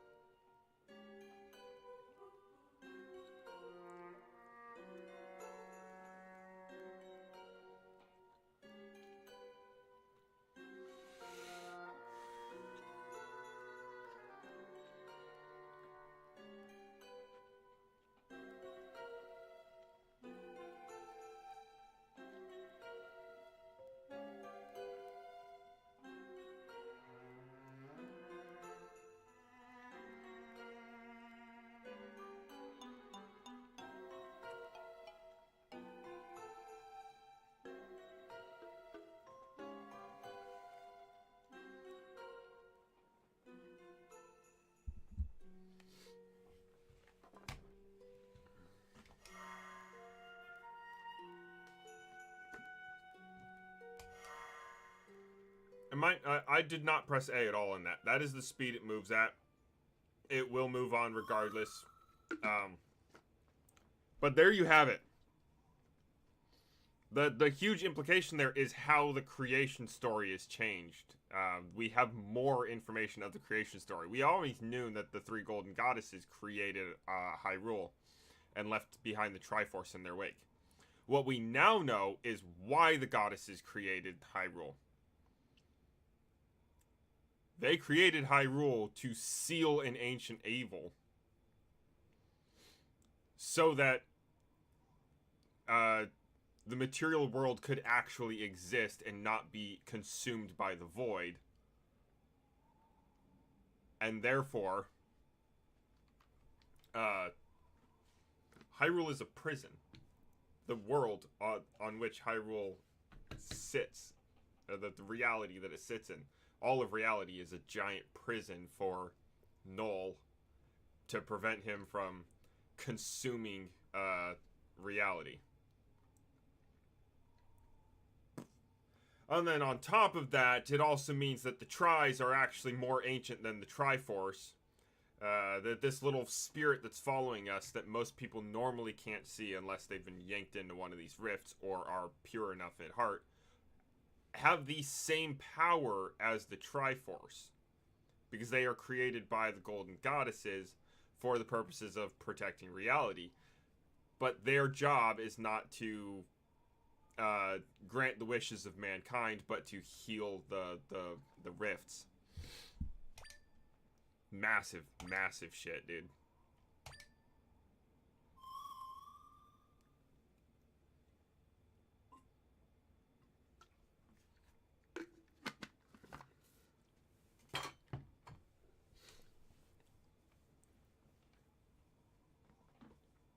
Which also explains why throughout the game so far you've noticed Tri just doesn't really understand emotion well. It's not what he was created for. Tri was created for the sole purpose of mending rifts and has had to learn about emotions and shit because it's been traveling alongside Zelda this entire time. But this also tells us this is the most powerful Tri we've seen. There's a substantial amount more complexity to the details of its face than the other Tris. It has these little triangles appended to it. It is very unique from other Tris, as to say the least.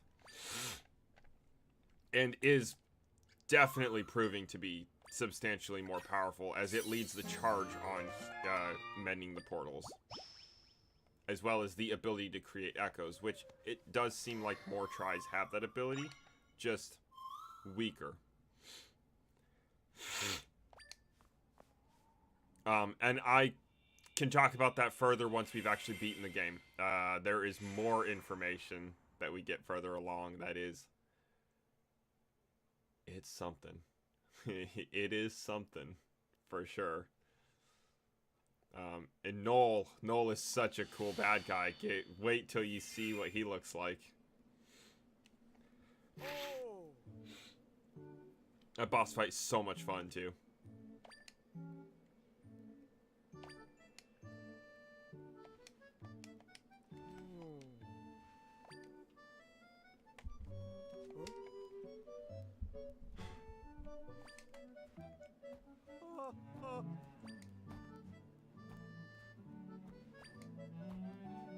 Dealing with this guy is, like, heartwarming and depressing.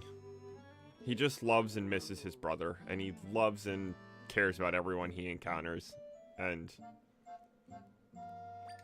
he's over here thinking he needs to hurry up and clean all the rift off of the mountain before people, or before his father or brother come back. His father's very clearly dead, and I don't think he understands that, and his brother, unclear.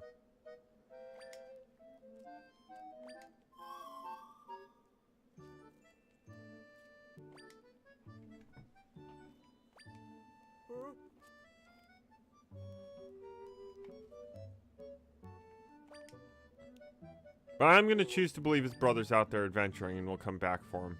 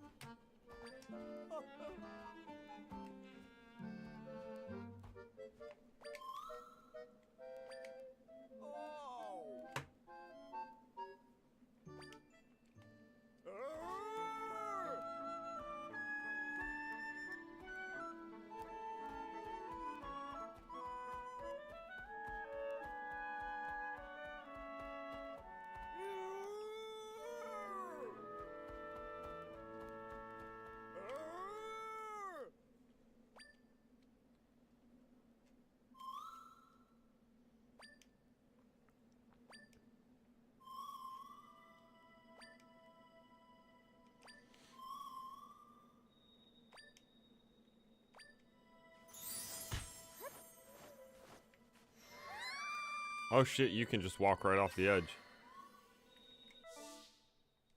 I also don't think we are, like, actually on, Mount Lanayru. I think Mount Lanayru is up, like, past the map. Because if you remember, we, in the rift, like, we were standing basically at this ledge. And we jumped across and traveled further off that direction. Now, some things stay in their relative placement. Some things don't. But that's where we have to stop for today. I hope you guys enjoyed. Hope all the drama earlier wasn't too big of a deal for some, and that we get to move past and have better streams, better encounters with individuals. So that's the last stream this week. Happy Halloween, everyone. I hope you guys had a great time today. For those who went out and did any amount of trick-or-treating, or if you stayed home and passed out candy, that too. Hopefully it was all good for you. Monday, when we come back to it, it'll be November, obviously. First stream in November for Minecraft Monday. We're going to be kind of back in the overworld. A little bit of a calmer stream. It's going to be more building focused. I have a couple things that I want to put together over that stream. We're going to be trying to make a sugarcane farm and a melon and pumpkin farm out by our gunpowder farm. So just going to be kind of building up a massive industrial district of sorts of floating redstone farms. That way I can go in AFK and I get all of the rockets I could ever need, all of the gunpowder, all of the melons and pumpkins, and then from there I can just trade easy. Take all of them melons and pumpkins over, get all the emeralds I could ever need out of it. So that's the intention with the farm there. I want to make trading with my villagers a little bit quicker and easier. We might try and get a couple villagers out to the farm so that we can just take everything and trade right away and then only worry about bringing back emeralds. But that'll be later on down the line. Another thing I wanted to work on with the Minecraft streams eventually, or sooner rather than later, is getting the villager breeder farm up and running as well, because twice now, all of my villagers in the little breeding hut have been completely wiped out, so we need to do something about that. I do have 2 villagers that we can use to repopulate, as they are in cells in the library but have not actually been locked in on trades. So I can even make them different types of villagers if I needed to. Anyway, without further ado, that's going to have to be it for tonight. So I will see you guys again. My villager husband was, quote-unquote, from the first episode. I'm pretty sure he's long since been dead, but if not, he was the one that might have been trapped in the fence underneath that house directly across the path from mine. And that villager's also dead. I don't know what happened to him. He just disappeared. Yeah, so you my new one? Well, see, I'm not gonna be the one with him. It's definitely not my villager husband. Someone else's villager husband. And they're gonna be busy. You're not wrong about that. Anyway, we're about 45 minutes over time, so I gotta go. I'm starving. Gotta go find something to eat. I will see you guys on Monday. Have a great weekend. Thank you for watching. And, don't forget to like and comment and subscribe. All the good stuff like you're supposed to ask for like a good YouTuber. Peace.